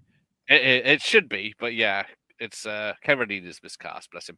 Right. Oh, there you go. Someone saying hi on your channel. Shinda West. Oh, hello. Merrillville, Indiana. Miles. Oh, I wasn't from Indiana, but close enough. Nice to meet you as well. Nice to meet you. Yeah, you can see it's not her. It's a guy. It's in the Cinder Dickies stunts. Right. Number gun with a bullet. Mullet. Number gun with a mullet. Yeah, buddy. No, yeah. Never heard of it. Well, I'm gonna tell you what. I'm looking this one up because this one. There you go. Okay, take care, operator. Valerie Bertinelli's in this. What? I like Valerie Bertinelli. I love Valerie Bertinelli. Is in the credits. Oh yes, I see her. But yeah, it should have been a great comedy action thriller from the 80s, but unfortunately, it's not. Yeah. What are you gonna do? Yeah, Carradine's, I think, miscast because I think he came from Nerds to do this. And, oh, really? Does he do the laugh? Luckily not. Otherwise, all right, there we go. So Pirates. Is Pirates the one? Does it have what's her name in it? The actress Christy McNichol. Oh, I was gonna say the one from Golden Child. No, is that one with Christy McNichol? Or am I thinking of a different movie? Charlotte Lewis is in this one. Oh, damn it! Maybe I'm thinking of a different one. But yeah, I remember this, but I never saw it. I'm wondering if Pirates. Terrible. What Pirates is? Yeah, this is. It bombed hard as well. What year? What year did it come out? Was 86? 86, 87, yeah. Maybe that's. I don't know if that's the one. There's one I remember as a little kid. Well, see, now it could have been this one because what I'm thinking of was it's a pirate movie. I think it had Christy McNichol in it, and there's this guy.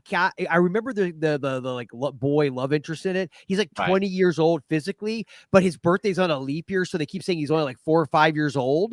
And I remember it's like. I know it's weird, and I'm 99% sure I'm probably conflating like all these stupid movies together. But I remember, and I don't know if it was this one or was it what was the one with Tommy Lee Jones, Nate? Oh crap! You know what I'm talking about? Tommy Lee Jones was in a pirate movie. I think. Oh god, dang it! I'm gonna mess this whole stream up. Keep going. I keep thinking about the one with Gina Davis. That's Cutthroat Island. That's Cutthroat Island. That one. That's 10 years later, and that bombed hard too. What's big budget movie films called? It's so what was the one with Robert Shaw? Swashbuckler. Yeah.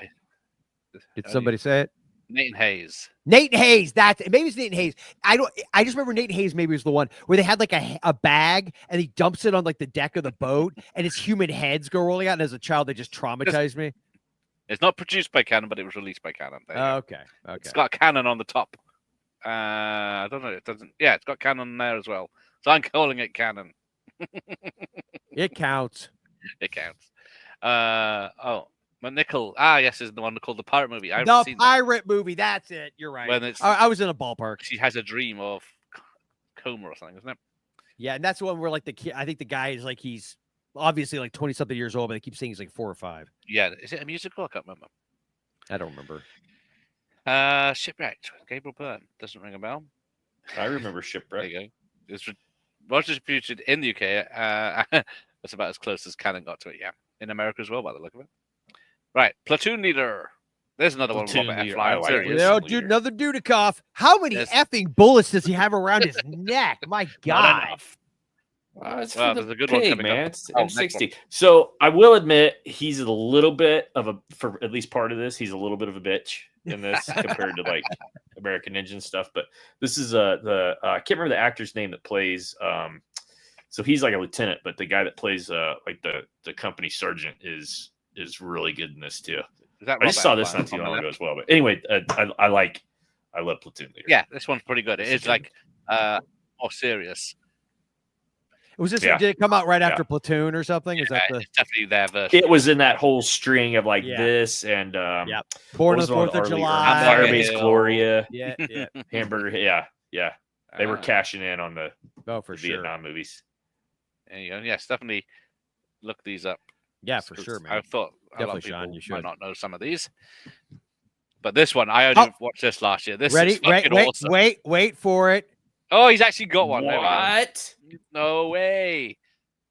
And the funniest part is I have yet to watch it. Oh, it's is it good? It's Carradine does Rambo. It's like Carradine's Rambo, but he's in Platoon. Okay. So he's doing all Rambo shit, and everyone else is just Platoon. All right, I'm intrigued. I love the cover. Look at the size of his grenade launcher on that poster too, man. He's not messing around. That's that ain't no 40mm. That thing shoots paper towels. Paper towel rolls. It's like a German 88, Krupp 88. That's what he fires out of those. It's exactly how the film goes. He's just running into fucking up a hill. He'd have Hamburger Hill in 5 minutes. That's hilarious. But yeah, it's James Brunner again. There he goes. Steve James is in the cast here. He strikes again. Yes, look at that. And Mako, I love anything with Mako's and everything, and I love everything he does. He is great. I remember him in Pacific Heights and pretty much. Oh, I forgot he was in Pacific Heights. Yeah, he was the neighbor. He was great. Pacific Heights. What's it? The Wesley Snipes and Sean Connery film. Rising Sun. Rising Sun. I almost had the Russia House. That's the one with Michelle Pfeiffer. Yeah. Pow, the escape. Yes, that's how I always.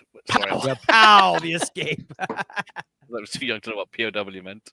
But this one is another British film. Is that was it the Clan of the Cave Bear with Daryl Hannah? What the hell's going on? It looks like it. Yeah, I don't know this one. I remember the trailer. I've never seen the film. I think it's handmade film, so it's one of the Beatles produced it. George Harrison's production company. They made Water with Michael Caine the other day, and then that's like the worst title ever for a movie. But I don't think Canon actually probably just released. I'm gonna do a series of movies. One's gonna be called Water. One's gonna be called Dirt. One's gonna be called. Let's come up with like the worst basic titles. Revenge of the Ninja. So you still got time for some tits. I like Revenge of the Ninja. Yeah. Is the one in the pinching his nipples while he's being gutted over the mouth?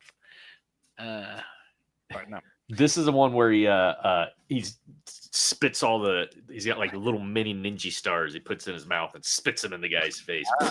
Oh, that's right. Yes. That's a cool one. The Shinobi isn't what's the video game that either steals this poster or this stole the poster from the video game. That pose, I can't remember what it is now. But yeah, Ninja Gaiden. Ninja Gaiden, maybe? Yeah. Could be. So this one is Sam Furstenberg as well, and introducing Kane Khashoggi, the little kids. Yeah. Yeah, but this one's a good one. I thought, it doesn't have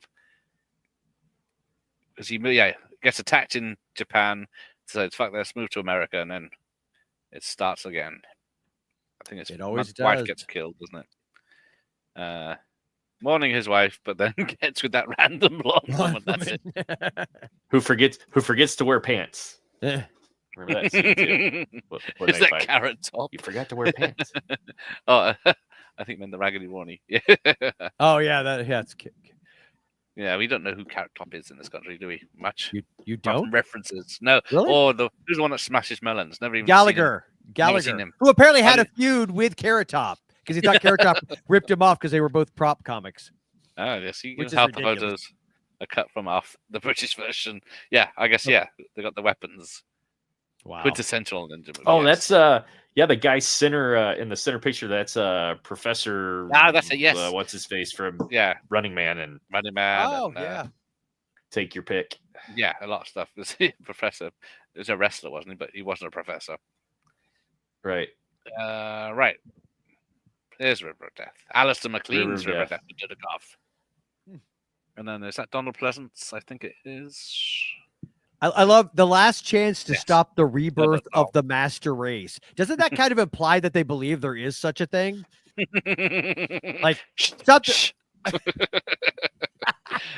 I mean, just saying. Yeah, stop the people trying to do the. Okay. It's a reference. Okay. But yeah, I think I've seen it back in the day. I need to watch this again too. Yeah, I've never seen this. I don't think it's. I know I've seen it, but it's. It's been a long time. And you go, yeah, I think it's probably, Sub-Zero, now Plane Zero. No, Plane Zero. That's it. Got more emphasis. Yes. There it is. There you go. Am I the only one that as soon as this, I immediately hear the song in my head? Yeah, I was still gonna sing. Runaway train, never come back. Soul Asylum. It's the 90s, and I'm feeling very grungy That here. bastard Soul Asylum stole my girl Winona Ryder. Eric freaking Roberts. They took my thumb, Charlie. My thumb. The fact that it has Rebecca De Mornay in it makes it amazing. Yeah, that poster's not doing anything for No, it. no, it really isn't. I need to watch this. No, that one. Too. Yeah, I definitely need to watch this. I do remember. I can actually remember going seeing a video store in the mid '80s and the poster for this in the window. Yes, I don't know why. I saw that poster. Yes. So I didn't. I was just reading the back of that box. So John Voight was nominated for an Oscar for this. Is it? I knew the film was something to do with the film. Yeah, we've been joking about. Yeah, we've been joking about. No, I knew it was nominated for at least a couple has things. Chops. Yeah. Yep. The reason we have Superman 4. Yes, that is what's his name? Morgan Freeman? That's Morgan Freeman as a tough pimp. He is nasty bastard in this. Oh, is he really? Yeah, then the voice of God. I love this. I love this artwork. Oh yeah. This looks like it. This looks like a karaoke thriller. No. This looks like one of those movies that you get for like the teacher would bring into the class to understand why you don't do drugs or why you got to do your homework so you don't end up on the streets. And Christopher Reeve like talks to the kids directly through the camera. That's what that movie looks like. Yeah, something better than that, I think. But yeah, I think it's a year or 2 years before he did Driving Miss Daisy when he's like supposed to be really old, isn't it? But yeah, so as the story goes, Christopher Reeve made Cannon do this, otherwise he wouldn't do Superman 4, and then they just buried it on release. Wow. Touche, Cannon. Touche. Wasn't Runaway Train set in Russia, but the local domes look strangely like an American EMD one. I can't remember, but I will take your word for it since I know nothing about trains. I'm not a train guy. Boy, went on from this to Baby Geniuses 3 and 4. Yeah. How about the reality that the great Bob Clark, who directed Black Christmas and Christmas Story and Porky's, started the Baby Geniuses thing, if memory serves. Right, there we go. There's another one. Stronghold. Naked Ladies. Of course.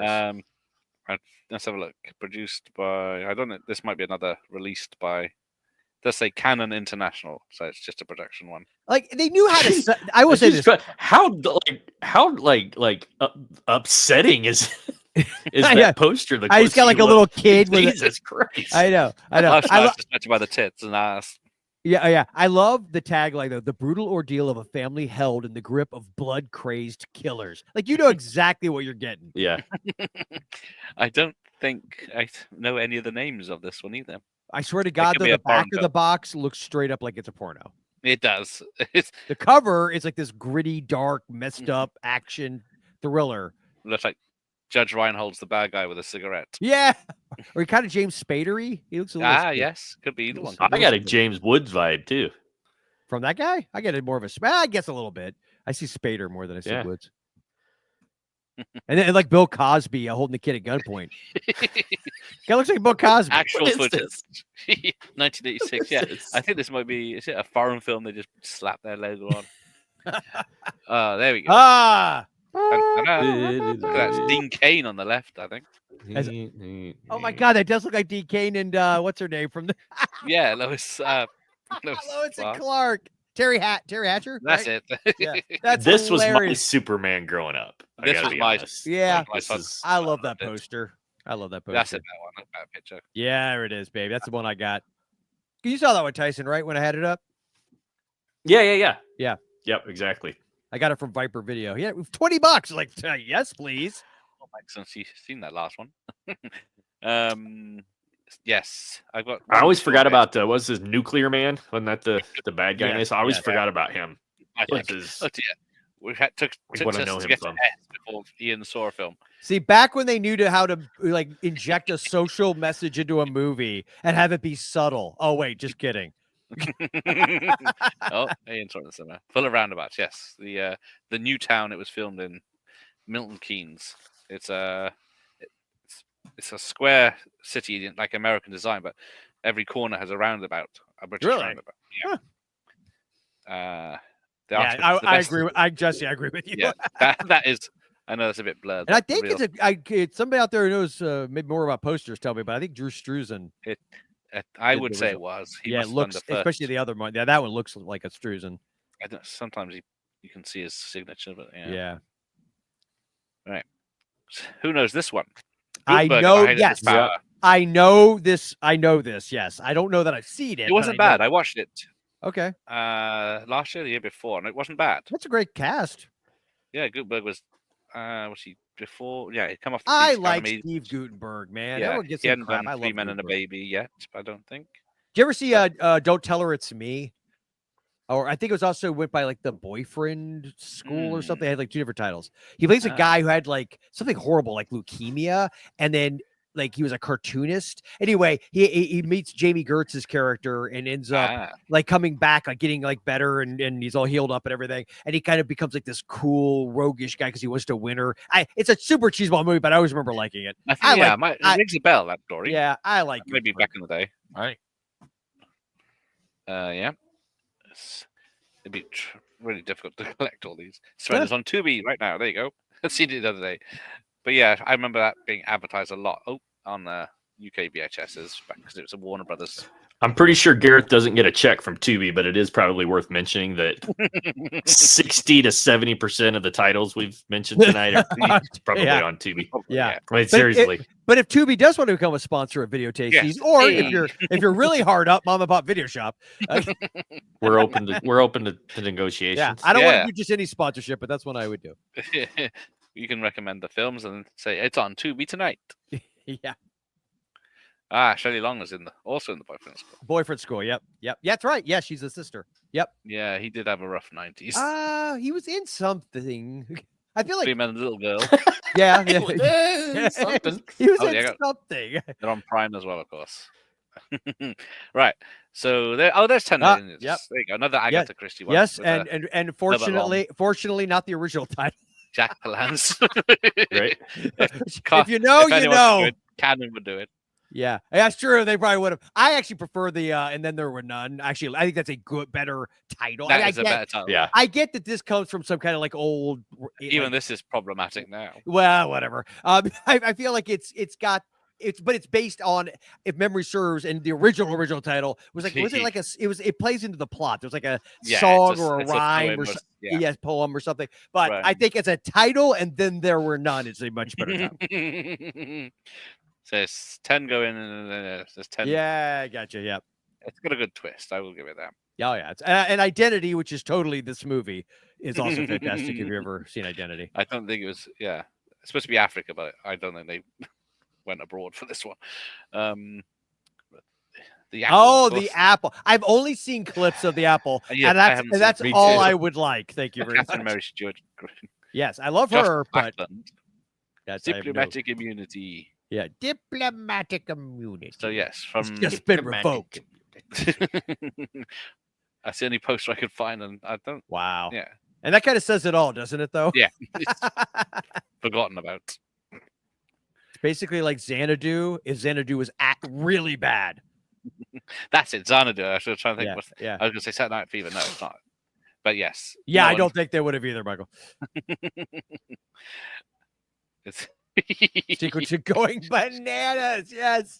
This opportunity was bombed hard. It's like a fruit basket DVD combo pack. Can't see any details. But here we go. The Barbarian. Oh, I love the Barbarians. Those two guys. Yes, this is great. Were they brothers? They were brothers, right? Yeah, they're called the Barbarian Brothers. No, well, that makes sense. Kuchek and Gore. Oh, Ruggiero Diodato did this? Holy crap. Gotta start Richard somewhere. Lynch. Oh, I remember. That's the cover I remember. Yeah. That's man. Yeah, Scarecrow Video. Now that is definitely like a sword and sorcery or sword. Yeah, sorcery. Yeah. Yeah, low budget. Yeah, very bad acting. What did they do in the 90s? Or our buddy Pino Donaggio did the soundtrack. Oh yeah. Yeah, what was the other one that they? I thought that was Michael Berryman. Babysitters or something. Hold on, I can't remember now. But yeah, I think there's a lady undressed in that poster as well. The real brothers are David and Peter Paul. That's kind of disappointing. That's kind. I'm glad. Damn, dude, one of them's dead. I did think so. Yeah, I couldn't. Holy crap! 2020 he died. That's a shame. Yeah, that is a shame. That sucks. I'm trying to think. Double Trouble. That's the movie. That's oh boy. My original podcasting co-host Jason Grooms. We did something called Forgotten Flicks. We always tried to get that one covered and we never did. I wish we had because that looked amazing. Yeah. There we go. Twin Sitters. It was also called Double Trouble. Yeah. Yes. He of Cannibal Holocaust. Yeah. Yes, exactly. Yeah. Yes, I feel dodgy picking that cover up to rent. Yes, that one. I think that one's a safer bet as what it is. But yeah, that's a cool cover. That looks good. I like that. Yeah. And then you that just looks like you basically are, in a certain section of the behind the beaded curtain. So this is happy hooker. Happy hooker. Yeah. Dude, I love that. Again, I love the UK, man. They're just like, hey, we're just going to bam right there. We're not going to, no mystery, nothing. We're just going to put them right there. And not even like, I always feel like they didn't even try to put up a, I don't know what, it's kind of hard to tell because yeah. But yeah, so this is Cannon's first film, I believe. Oh, was that the first one? Yeah, Happy Hooker goes. It's a sequel as well. So, of course it is. George Hamilton. But yeah, if you like your TNA, the Happy Hook is where it's at. Yes. Right, moving on. The fun film we talked about earlier. Last Avenger, yes. Yeah. So it's which is Sexy Lemon Popsicle, but Lemon Popsicle remake. Yeah, it's a remake, isn't it? So it was. Yeah, like almost shot for shot. Got a good soundtrack, like it says. Blondie. Yeah, had a great. Now the music is fantastic in that movie. Quincy Jones, Aria Speedwagon, and Tommy Tootin. Yep. But yeah, it's actually kind of a touching. I mean, no pun intended, but it really is sort of a touching plot, though. You know what I mean? Like, but it's so friggin' depressing, dude. Yeah, Diane Franklin. Yeah, she's great. Diane Franklin's always great. Yeah. Of course, she's the princess in Bill and Ted, and better off dead. There we go. More standard tits on the back. Cage. I think they're dark enough. You can't work it out.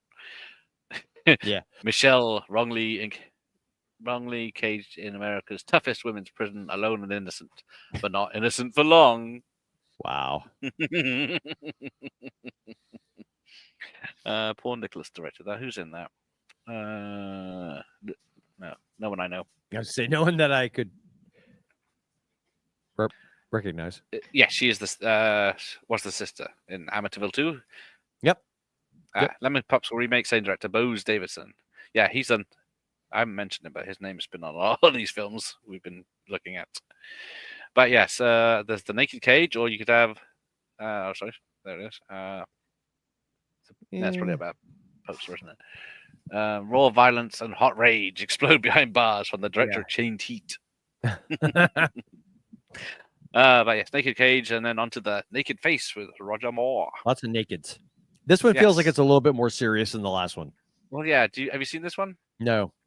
It's Roger Moore's a psychiatrist, and he gets involved with the mob. But Elliot Gould and Archer, good cast. Yeah. Mm-hmm. Let's have a look. What's the other misleading title? Another big one with these guys with Cannon. I'm trying to think of it. There it is. It's very Jewish. What was? I don't know. Yeah. They literally can't. Yeah, you'll have to give us more than that, man. I suppose I could look up his IMDb and guess. But yeah, it's an okay. What the hell was it? It's not much of a thriller, but I don't mean Jewish just because it's Golden Globus. I mean, yeah, because you just like the Judaism plays like Yentl or something. Like it's what you're trying. Yes. Yeah. Okay. Hold on. Yeah, I'm looking. It is a Jewish movie. So it's been in the 80s? Women in Prison. One of the great subgenres in film. Maybe even 70s. Yeah. Surprised they didn't do more Women in Prison sleaze. Yeah, it's right up their alley. He has been in a crap ton of movies, bro. He has. Yeah. Sidney Sheldon's best-selling novel. There you go. This I forgot about to mention that. It's got Art Carney.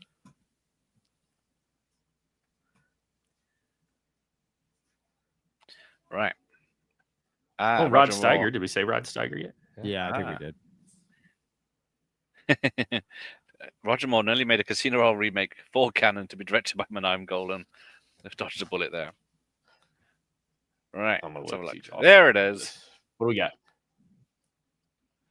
Texas Chainsaw. Oh yeah, that's a good. And then, oh yeah, buddy. Did you hear? Apparently, like they were shocked that this was a comedy. They thought they were best. I must admit, I was when I saw it.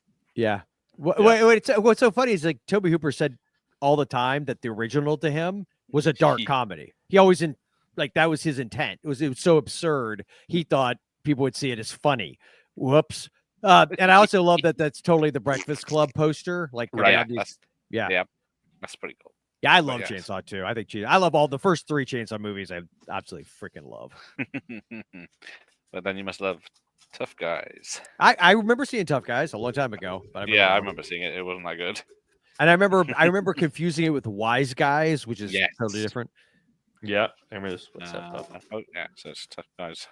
But yeah, especially this big film with them reteaming and teaching the youth of today. And the main reason why I always remember Burt Lancaster, Kirk Douglas is because Dana Carvey in one of his stand-up acts does this bit where it's the two of them, let's just say, in coitus, and apparently it's his story he tells that apparently he was doing this bit for John Lovitz when they were on Saturday Night Live. They were going through a parking garage and Lovitz laughed so hard he actually puked. And it is legitimately hilarious. So look that up. Dana Carvey, Burt Lancaster, Kirk Douglas, love making. You will thank me later. Yeah, I quite enjoyed it back in the day. I think I've only seen it twice, maybe. Hospital with a dent in my head. Please. Oh, you talking about the LA Gould thing? Still, I can't. I don't see any titles that jump out at me as being an absolute hit. The movie said so. You. Yeah. The Wicked Lady. There it is again. Yeah, Michael Winner's. I think he had 2 bombs. The horror film he did, and then this, and then he did Death Wish 3 to get some respect back. Did we? But yeah, more female nudity. Hold on. What was the one we covered earlier that had the lady from Star Trek Next Generation? That was this. But I should have earlier. Yeah, Maria Cerritos or whatever her name is. So yeah. Okay. So it's the same one. Okay. Okay, got it. Pay attention. I'm sorry. I thought we'd already covered it. That's why that was what threw me. Well, there you go. Now this one, on the other hand, I have never heard of this. Robert Ginty of even though it's like 4 minutes drags. So there's only one poster.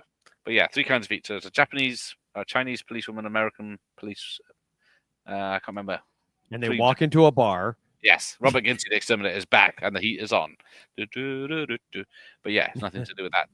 So Three kinds of policeman. Yeah, and it's not as action-packed as it sounds. With that title, that's shocking. Yes, I own this, but it doesn't have a cover.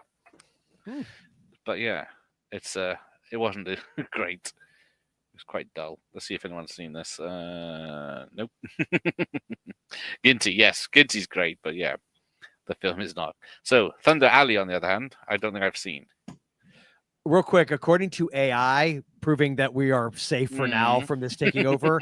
I just looked this up in Google, and their Gemini came up that Elliot Gould did not act in any films that were produced by Canon. Canon Films was a studio known for producing low budget, and Elliot Gould's filmography does not include any films, even though we literally just saw one. Yeah, okay. But 1984's Over the Brooklyn Bridge, directed by Menahem Golan himself. That's the one. Okay, is the movie I'm talking about. Yeah. Okay, got it.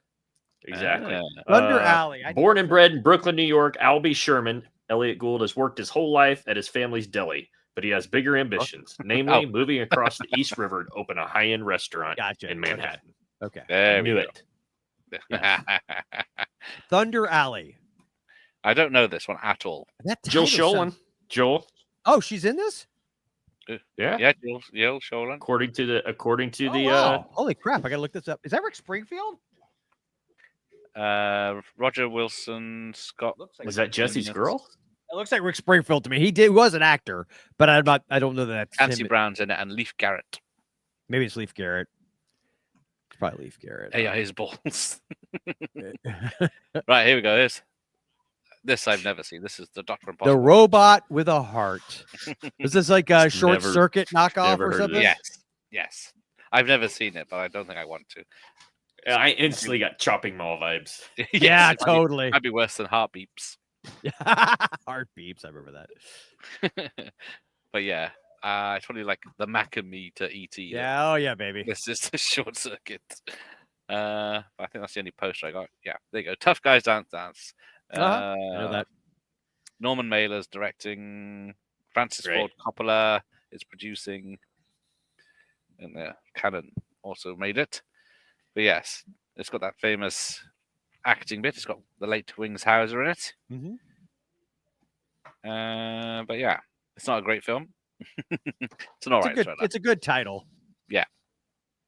I don't think, it's only got the poster I got. It does look like a Tomy Omnibot 2000. It does. I wish I had one of those. Thunder Alley sounds like a new Thursday. But yes, Unmasked the Idol. James Bond off with a monkey. And it is nothing like that poster. Is it me or at first glance does it not look like? Does that monkey holding a gun? Yep. Yeah. Wow. It looks like it. Yeah, because he's doing his Bond gun. Yeah, it's true. One might even say that's a berserk baboon. If we want to. Oh, it is. It looks like a baboon from here, man. It's a baboon. Yeah, it's supposed to be a baboon. I love me some berserk baboons. Shock them up forever. It's free on YouTube. It wasn't worth. I don't think I even finished it. Boone the Baboon is the name of the baboon. Wow. Boone on the baboon. Action, laughs, and surprises. It is none of those. It's false advertising. It is. It's. You might enjoy it for the first few minutes. The poster's certainly better. Josh needs to see it, apparently. Good luck with that, Josh. Right. There's the American poster. Wow. Dear God. Duncan Jacks he looks confused. He's like, what? Am I back? He's got like a Bill Nye the Science Guy vibe. What the hell is going on, man? The suave master of danger becomes a deadly master. Duncan Jacks is back. Maybe. I don't know why that guy's got chainmail on his head as well. Being That's amazing. But yes. How did you not love this movie, Gareth? I don't know. I think Josh would love it by the look of it. I added it to my list too. Yeah, she's got a little Ziggy Stardust going. The Mom and Pop review. Yeah, we should do one for this. If we could get through it. Here we go. So, Hospital Massacre. Wow. In the US. Barbie Benton's lovely tits. But it was called X-Ray in the UK, which of course. Yeah. Okay. I was going to say X-Ray. I know. X-Ray looks more familiar to me, than the other one did. Yeah, hospital. Yeah, I've never seen the hospital. Yeah. I don't think I've seen it. It may be on Tubi too, though. It's not bad. It's one of those hospitals that has many abandoned floors that people end up on and get killed. Of course, right. Hospitals aren't busy all the time. Nope. It's my favorite thing. Halloween. So full disclosure, Halloween 2 is my favorite of the entire franchise. Yeah, and my wife, who is a nurse, we always joke about that. I'm like, babe, I'm glad you don't work nights anymore. I see you're there with like 4 other people. And all the lights are off. You joke. When my wife's grandmother was in the hospital right before she passed, we visited. We went there in the middle of the day, and it was somewhere in DeLand area. If you know where that's at, Tyson, it's kind of Central Florida. Yeah. Dude, we were there was no one at the desk. It was straight up Halloween too. It was creepy. Yeah. We had to figure out where it was bizarre. It was not around here. Yeah, it was so weird. So that is a thing. It could happen. It could happen.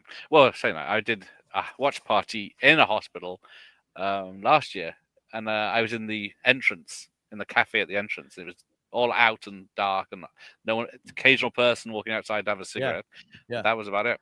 And that was only at 8 or 9 o'clock at night. Yeah. That's creepy, man. Get in your rooms and go to sleep, they say. Right. The movie will scare the life out of you. It's even on the spine as well as on the front. Yeah, they want to make sure you know, because, you know, it is your life. What's the name? So, yes, this one's directed by Bose Davidson.